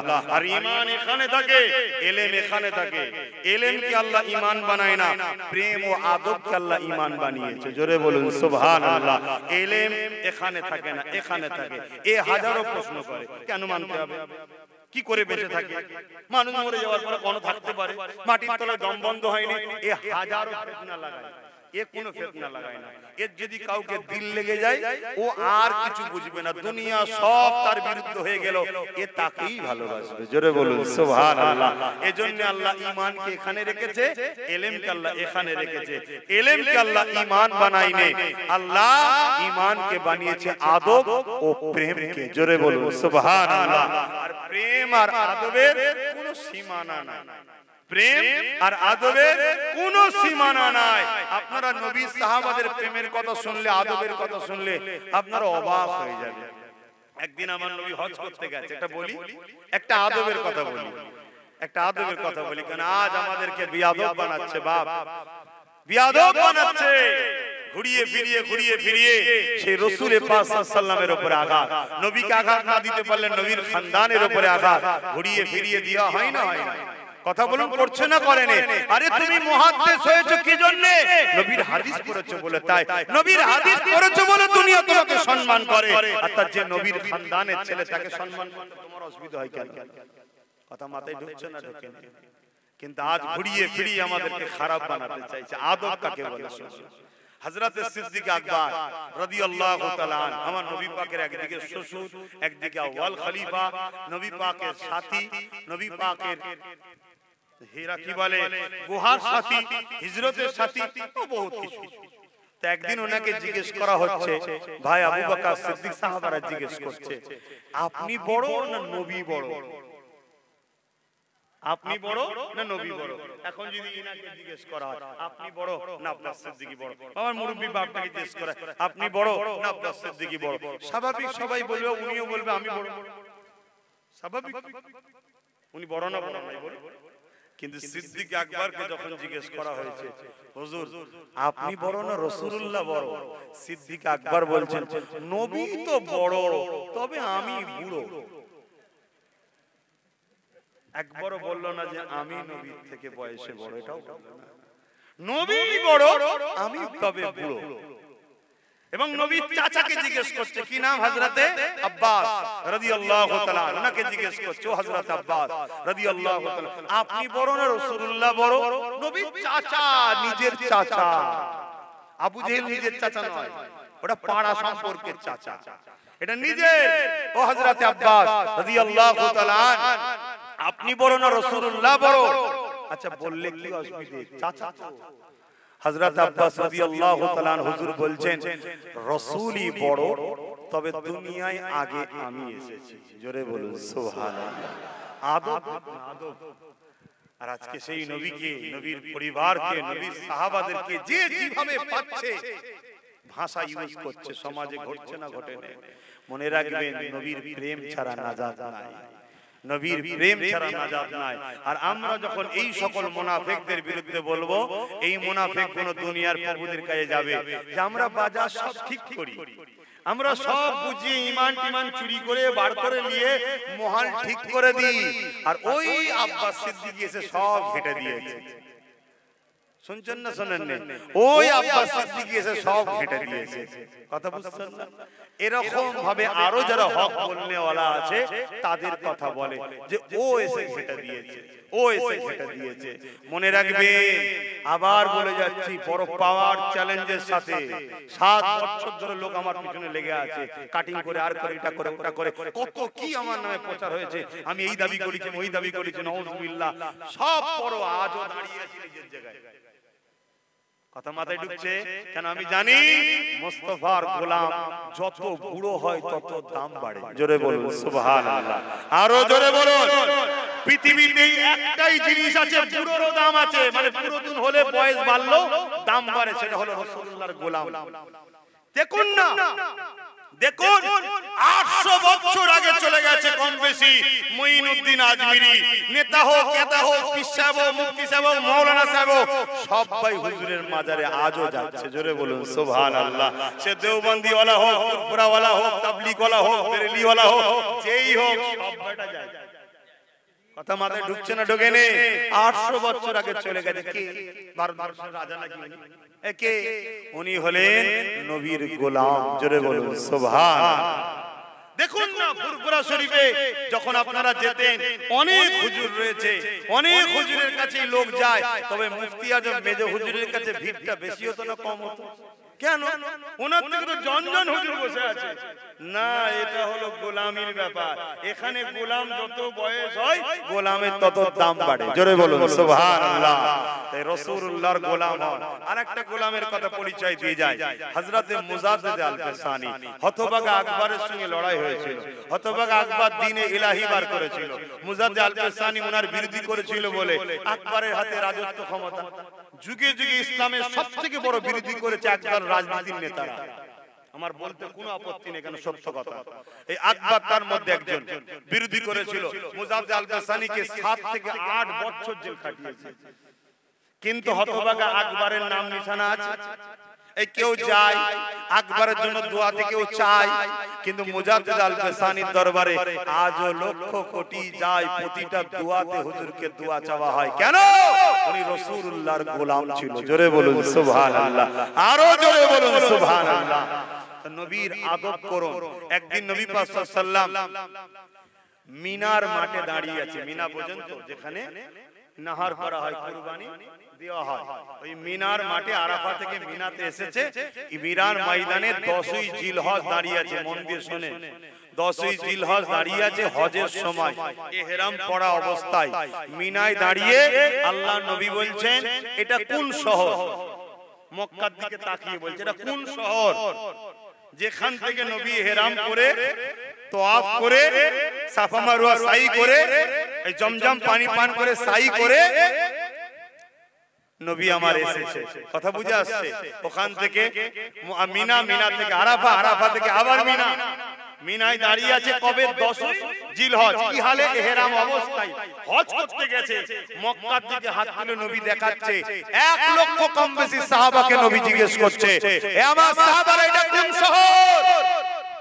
সাহাবারা জানে না, একটা কেউ উত্তর দেয় না। সবাই বলেছিল কি আল্লাহ ও রাসূল ভালো জানে। জোরে বলুন সুবহানাল্লাহ। আর আমাদেরকে কিছু জিজ্ঞেস করলে আমরা কি বলি? আল্লাহ ভালো জানে, নবীকে বাদ দিয়ে দিয়েছে। এটাই হলো ইহুদিদের একটা বড় প্ল্যান, আমাদের দিল থেকে নবীকে বার করা। আমরা নবী হারা হয়েছি বলে দিশে হারা হয়ে গেছে। সাহাবারা নবী ধরেছিল 304 জনে সুসজ্জিত যোদ্ধাকে দেখিয়ে দিয়েছে।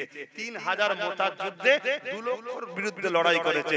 সালাউদ্দিন আইবি 12000 নিয়ে 4 লক্ষর জওয়ানা জব্দ করে দিয়েছে। চীনের বুকে হারুন আর রশিদের প্রধান সেনাপতির নেতৃত্বে 30000 ইমানদার 15 লক্ষ চাইনিজকে জব্দ করে দিয়েছে। এক মঈনুদ্দিন আজমেরি পুরো জালিমদেরকে জওয়ানা জব্দ করে দিয়েছে। কেন? তাদের দিলে রাসূল ছিল, আমাদের নাই। আরে আল্লাহ পেতে গেলে রাসূল দরকার। সূরা ইখলাসকে দেখুন না, বুঝে যাবেন সূরা ইখলাসটা কি তাওহীদ তো নাকি? এটা তাওহীদের ডেফিনিশন তো নাকি, সংজ্ঞা তো নাকি? যখন মক্কার মুশরিকদের রাসূল বলেছিলেন লা ইলাহা ইল্লাল্লাহ, কোন ইলাহ নেই এক আল্লাহ ছাড়া, মুশরিকরা কি বলেছিল? মুহাম্মদ আল্লাহ কে? তখন এই সূরাটা আল্লাহ নাযিল করেছিল, হাবিব বলুন আল্লাহ তিনি যিনি এক, আল্লাহ তিনি যিনি কোনার মুখাপেক্ষী নয়, আল্লাহ তিনি যিনি কারো থেকে সৃষ্টি নয়, তিনার থেকে কেউ সৃষ্টি নয়, আল্লাহ তিনি যিনি এক অদ্বিতীয়, তিনার সমকক্ষ কেউ নাই। এটাই তো। কিন্তু এই তাওহীদের সূরাটাও শুরু হচ্ছে রিসালাত দিয়ে। কুল বড় কাবলাম কুল, তার মানে বলুন, হাবিব আপনি বলুন। তাওহীদও শুরু করছে আল্লাহ রিসালাত দিয়ে। নবী চলো যুবক, নবী হারা হয়ে মাছ পানি ছাড়া তবুও কিছুক্ষণ বাঁচবে। তুমি আমি নবী ছাড়া 1 সেকেন্ডও বাঁচতে পারবো না। তুমি যতই সেকুলার হও, তোমার দ্বারা প্রথম জায়গা শক্ত করে লিয়া হবে।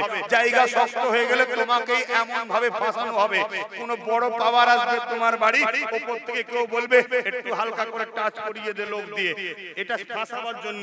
তুমি মাথা গরম হয়ে ভাববে উপরে তো আছে আমার সাথে, টাচ করিয়ে দেবে, তারপরে দেখবে তোমার পাশ থেকে সব পালিয়ে গেছে।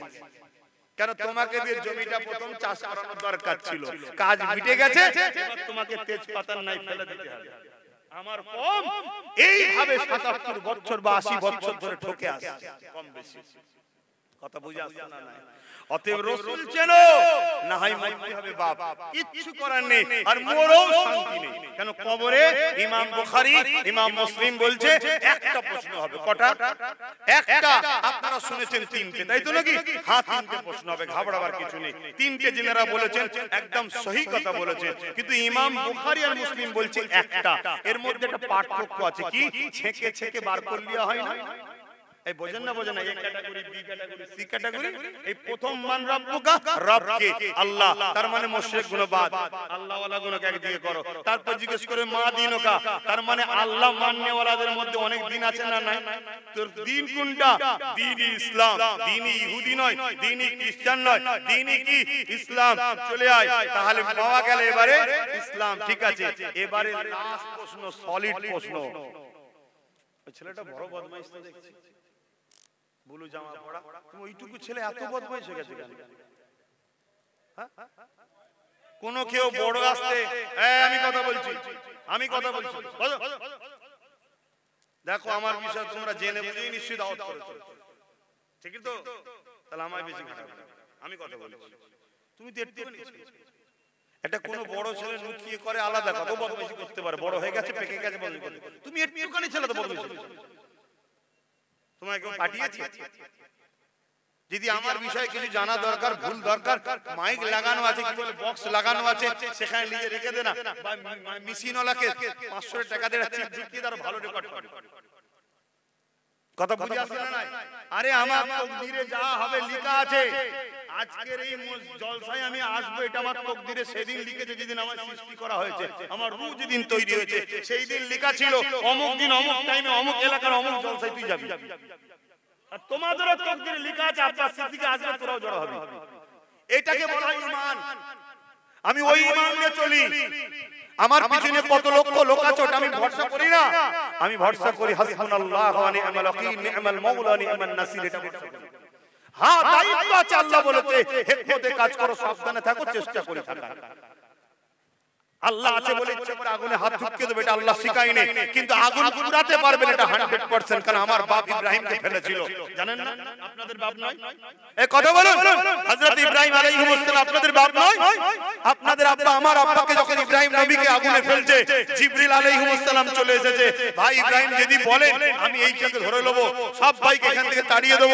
ইব্রাহিম নবী বলেছিল, ও হযরত জিবরাইল জলদি করে চলে যান, বিরাট পরীক্ষা চলছে আল্লাহর, এটা প্রেমের পরীক্ষা।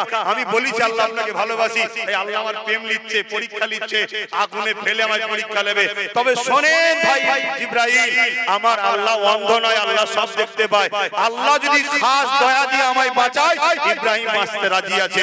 আর আল্লাহ যদি এতে পুড়িয়ে খুশি হয়, মনে রাখবেন একবার নয় 1000 বার আল্লাহর খুশির জন্য নমরুদের আগুনে পুড়তে রাজি আছে। জোরে বলুন সুবহানাল্লাহ, আরো জোরে বলুন সুবহানাল্লাহ। বড় দুঃখের বিষয়, আমি আপনাদেরকে বলবো, এত বুঝাবার বলা চেঞ্জ হচ্ছেন না কেন জানেন? আপনাদের বাপ দাদু কোনোকে খারাপ বলবো না, আলহামদুলিল্লাহ সব ভালো, আপনাদের রক্তও ভালো, কিন্তু আপনাদের খাবারটা খারাপ হয়ে গেছে। একটু খাবারটা একটু বুঝে খান। সে বন্ধুর পাল্লাই হোক, ফ্রিতে সহযোগিতা হোক, একটু খাবারটা ঠিক করে খান। কেন আপনাদেরকে মিটাবার জন্য এটা একটা নাটক, খাবার খারাপ দেওয়া হচ্ছে। আর ইসলামে ভিক্ষা নিষেধ আছে না নাই? আমি একদিনে এসে কত ওয়াজ করবার, কত কথা বুঝাবো, এদিকে আমার নামাজের জন্য হু করে সময় চলে যাচ্ছে, মন খারাপ হয়ে যাচ্ছে, বুঝাতে পারলাম না ঠিকভাবে। কিন্তু মনে রাখবেন খাবার ঠিক করুন। আচ্ছা, আপনি আমার বাড়িতে কাজ করেছেন বা আমি আপনার বাড়িতে কাজ করেছি, 1 লাখ টাকা বিল হয়েছে, আপনি আমায় দিয়েছেন, কালকে রাস্তায় দেখা হয়েছে, আপনাকে দেখে আমাকে সম্মান টম্মান করার দরকার আছে? কেন করব? আমি মেহনত করেছি, আপনি আমায় দিয়েছেন, আপনার কাছে মাথা হাত করার দরকার আছে? আপনি কি বলতে পারবেন আব্বাস সিদ্দিকীকে 1 লাখ টাকা দিয়েছি? কেন পারবেন না? বলুন। আপনার বাড়িতে কাজ করেছি, তার পারিশ্রম দিয়েছে, কিন্তু আমি আপনাকে 1 প্লেট ভাত খাওয়াবো, কালকে তো বলতে পারবে হারা সেদিন আমার বাড়িতে ভাত খেলি আর আজকে আমার বিষয়ে কথা বলছিস? বলতে পারবো না, পারবো না। এজন্য সমাজে আমাদেরকে ভিখারি বানাবার জন্য ফ্রিতে 1 কেজি তেল, আলু, পেঁয়াজ 200-500 টাকা লিজা জালিজা, এসবের পাল্লাই পড়ে কিসের পয়সা? মদের পয়সা। এমনি তো বলে মদ বিক্রিতে নাকি আমার রাজ্য ফার্স্ট, কথা বুঝে আসছে? তো কিসের টাকা আপনি জানেন? ওই পয়সা খেলে আপনার ঈমান ঠিক থাকবে না আপনার পেট ঠিক থাকবে? কথা মাথায় ঢুকছে না? ঢোকে রে। আবার আমি যদি বলি, আবার কেউ একজন এসে বলবে, আরে জয় জয় জয়, সব লাও সব লাও সব লাও। কেন নেবে? হ্যাঁ, কেন নেবে? তোমার কি মাথায় ঢোকে না? যদি আমাকে কিছু দিবার হয়, আমার বাপকে দিলে হতো না? আমার ভাইকে দিলে হতো না? আমার স্বামীকে দিলে হতো না? আমি মেয়ে মানুষ, আমাকেই যেতে হবে কেন? এটা প্ল্যান। ইসলামে পর্দা করা কি ফরজ? অতএব দেব যখন, ইসলামের একটা পর্দাকেও সাইজ করে দেব। কথা মাথায় ঢুকছে? সেই সব পয়সা যদি খাই বা, তাহলে রক্ত ভালো দিকে কাজ করবে না। তাই বলবো মুখটাকে ঠিক করুন। আমার কথায় কি বেজার হচ্ছে না আপনারা? যদি বেজার হন আমার দুঃখ হয়। আমি আপনাদের বাঁচাতে চাইছি।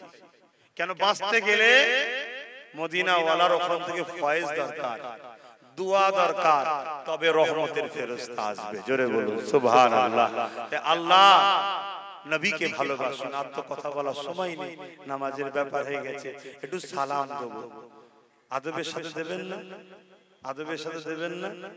আসুন আদবের সাথে সালাম দেব। সালাম দিবার হুকুম কে দিয়েছে? জোরে বলো, আল্লাহ। আমরা দেবো কিভাবে? আদবের সাথে। ইয়া নবী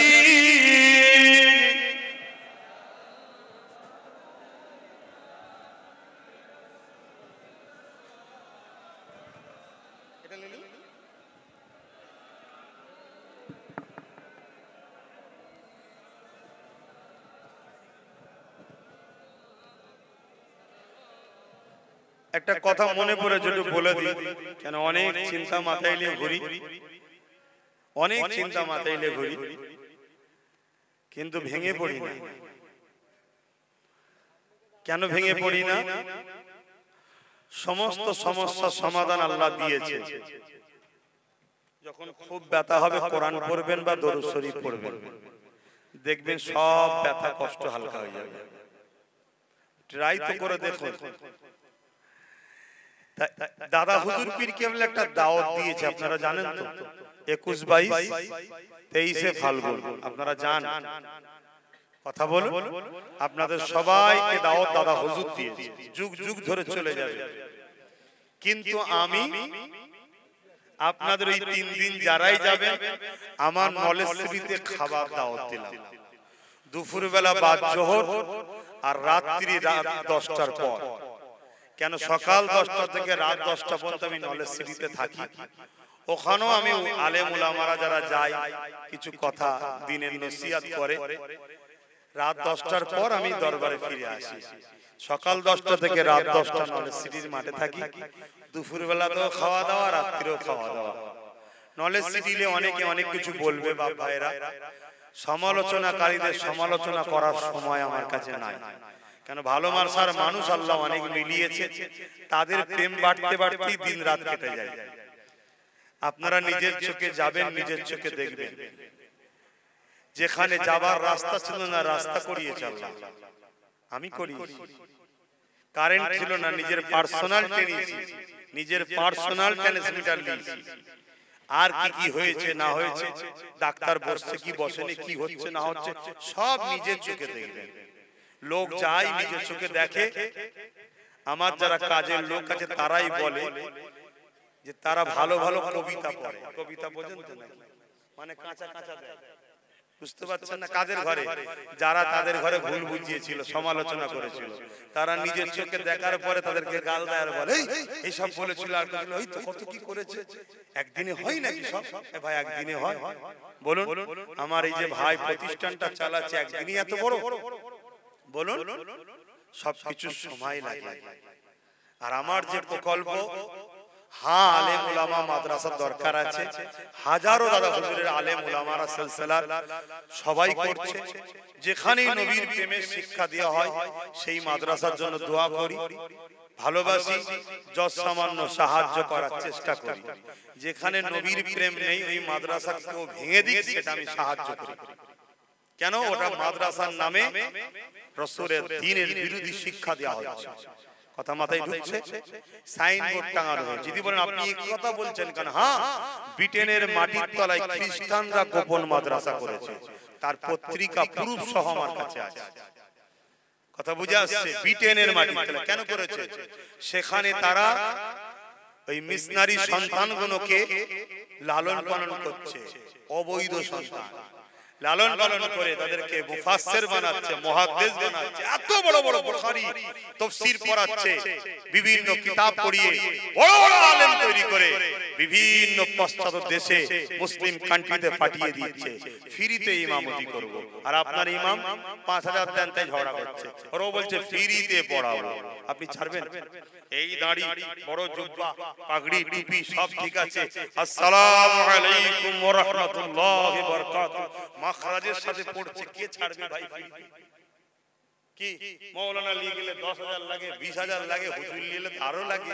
ও বলছে ফ্রি, কেউ ছাড়বে? আমরা তো আম মানুষ। কিন্তু ফ্রিতে বাপ দুধ মনে করে চুন যদি খেয়ে ফেলো এ গাল হাজবে, আর ফ্রিতে যদি নিম মুল্লাকে জি ধরে ফেলো ঈমান যাবে। একটা প্রবাদ বাক্য আছে, নিম হাকিম খাতরাই জান, নিম মুল্লা খাতরাই ঈমান।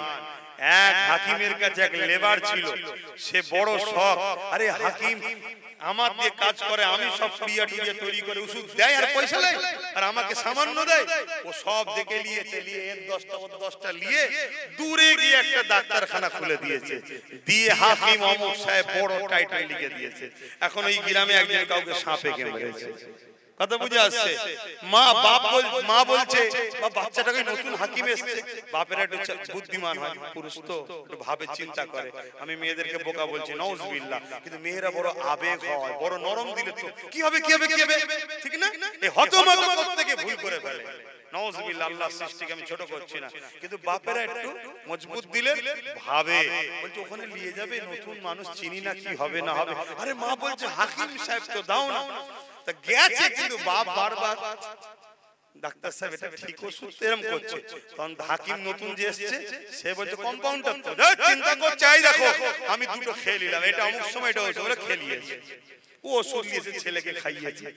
খাওয়ার পরে গেঁজা উঠা শুরু হয়ে গেছে, ও তো সাপে কামড়ালে যে ওষুধ সে ওষুধ দিচ্ছে, আর তো হয়েছে জ্বর ছেলে। কথা বুঝে আসছে না? এই সরি, ছেলেটা জ্বর হয়েছে, ওষুধ দিচ্ছে সাপে কাটা, গেঁজোটা উঠবে না উঠবে না, বমি হওয়া শুরু হয়ে গেছে, কেন বিষ তুলার ওষুধ তো। তাড়াতাড়ি আয় হাকিম সাহেব, দেখতে হাকিম সাহেব নেই, খোঁজ খোঁজ খোঁজ, দূরে দেখছে একটা পুকুরের গাবায় ব্যাগটা রয়েছে, চীনা ব্যাগ হাকিম সাহেবের। যে দেখছে হাকিম সাহেব পুকুরে এক হেঁটো নেবে, মাথায় পাক দিচ্ছে, বলছে কি হয়েছে? বলছে আমারও বমি থামাতে পারছি না, কি খাওয়া খেয়ে ফেলেছি আল্লাহই জানে। এই নিম হাকিম যদি হয় খাতরায় জান যাবে, আর নিম মুল্লা যদি হয় ঈমান চলে যাবে বাবা। অতএব যার কাছে রাসূল নেই তার থেকে দূরে থাকুন, সাফ সাফ কথা। আমার যদি ভালো লাগে কথাগুলো রাখবেন। আসুন, এই আদবে সালাম দিওয়ালে অনেক ইখতিলাফ আছে, ঠিক না বে ঠিক? কিন্তু কেউ যদি বসে দেয় তার বিরোধী আমরা করি না, কিন্তু দুঃখের সাথে বলতে হয় একদল লোক সমাজে ফিতনা লাগাবার জন্য বারবার আমাদের দাঁড়ানোকে ডিস্টার্ব করে না করে না। অনেকে বলে কোরআন হাদিসে আছে কিনা নাই। সর্বপ্রথম কথা, আমরা দাঁড়ানোকে কি ফরজ বলেছি, ওয়াজিব বলেছি, সুন্নতে মুআক্কাদা বলেছি? না, তাহলে কোরআন হাদিসে খুঁজছো কেন? এই প্রশ্ন করাটাই হচ্ছে মূর্খের পরিচয়। কোরআন হাদিসে খুঁজতে গেলে ফরজ, ওয়াজিব, সুন্নতে মুআক্কাদা যদি বলা হয় তখন খোঁজো। এরপরও আপনাকে বলছি কোরআনেও ইশারাতান দাঁড়াবার কথা আছে। কোথায়? সল্লু, দরুদ পড়ো, ওয়াসাল্লিমু, সালাম দাও, কিন্তু সালামের পরে আল্লাহ বলেছে তাসলিমা, সবথেকে উত্তম ভক্তি, ভালোবাসা, আদব, মর্যাদার সাথে করে দাও। জোরে বলুন সুবহানাল্লাহ। এবং হাদিস পাকের মধ্যে বাবুল আদব কিতাবুল কিয়াম, নবী পাককে সাহাবারা সালাম দিতেন দাঁড়িয়ে দাঁড়িয়ে। জোরে বলুন সুবহানাল্লাহ। আরো প্রচুর ওয়াকিয়া আছে। ওয়াইস করনির দরবারে যখন ফারুক আজম মাওলা আলী গিয়েছিলেন, যখন পরিচয় নিল ইনি ফারুক আজম, ইনি মাওলা আলী, ওয়াইস করনি একটা পাথরের উপরে বসেছিল, উনি দাঁড়িয়ে গিয়ে সালাম দিয়েছিলেন। জোরে বলুন সুবহানাল্লাহ। কোন একটা জায়গায় সালামটা দাঁড়ানোর সঙ্গে অতপ্রত্যভাবে জড়িয়ে আছে। আজকের দিনে মদিনা শরীফ লাইভ মারণ, কোটি কোটি লোক বাবু সালাম দিয়ে ঢুকছে, সবাই নবী পাককে দাঁড়িয়ে দাঁড়িয়ে দাঁড়িয়ে দাঁড়িয়ে সালাম দিচ্ছে। জোরে বলুন সুবহানাল্লাহ। ফুরফুরা হোক, দেওবন্দি হোক, তাবলীগ হোক, বেই হোক, ভারতবর্ষে যারা হাদিস পড়ে এনাদের সবার উস্তাদ শাহ ওলিউল্লাহ মুহাদ্দিস দেহলভী রাহমাতুল্লাহ আলাইহি, তিনিও দাঁড়িয়ে সালাম দিয়েছেন। জোরে বলুন সুবহানাল্লাহ। শত শেষ কথা, দাঁড়ানোটা কোন মশলার ব্যাপার নয়, দাঁড়ানোটা এখানের ব্যাপার নয়, দাঁড়ানোটা এখানের ব্যাপার। এ কোন দলিল লাগে না, কথা মাথায় ঢুকেছে না ঢুকে না, এটা হচ্ছে প্রেম ও আদব। এখানে কোনো ফতোয়া, এটা মাসলার ব্যাপার নয়, এটা তাকওয়ার ব্যাপার, এটা আদবের ব্যাপার, এটা প্রেমের ব্যাপার, এটা হচ্ছে রাসূলুল্লাহর প্রেম। অনেকে বলে সাহাবাদের কথা, রে সাহাবাদের আদবের কথা শুনলে মাথা খারাপ হয়ে যাবে। হযরত ওসমান গনি বলছে, শোনো, যেদিন আমি রাসূলুল্লাহর হাতে হাত দিয়েছি, এই হাতকে জীবনে কোনোদিন আমি শরম গায়ে তার দিইনি। কেন? আমার রাসূলুল্লাহর হাতের সঙ্গে হাত লেগেছে। মানা কাকে বলে দেখছো? সাহাবাদের কথা শুনছো, নবী পাক যে ঘোড়ায় বসতো, যে কাজাবার উপরে নবী চাপতো, সাহাবা কোনোদিন অপবিত্র বিনা উজুতেই ঘোড়াটাতে হাত দিত না। বলুন সুবহানাল্লাহ। সাহাবাদের তুলনা দিচ্ছেন? সাহাবাদের যদি ফলো করতে পারতাম, সাহাবারা যেভাবে নবীকে নিয়ে যদি নিতে পারতাম, তাহলে সমাজে দলাদলিয়া থাকতো।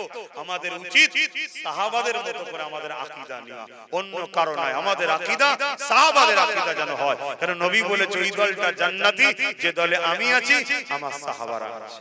মাথায় রাখবেন। ইয়া নবী সালাম,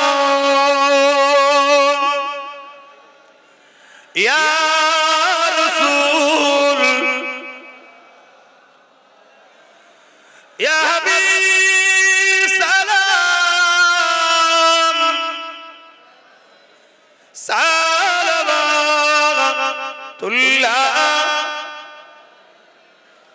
কঠিন হাসরের দিনে কি আছে মোদের এ কপালে, গুনাহগার উম্মাহ আতো আপনা লইবেন সঙ্গে এ মাহশরে। নবী সালাম,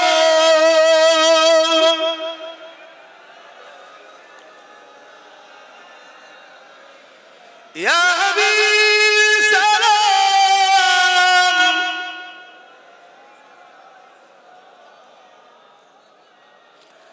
আমার আব্বা জানেরা, নামাজের জন্য ছোট করছি, সকলে গায়ে গায়ে বসুন। বালাগাল উলা বিকামালি কাসাবাত তুজাবি জামালিহি হাসানাত জামিউ সালিহি সাল্লু আলাইহি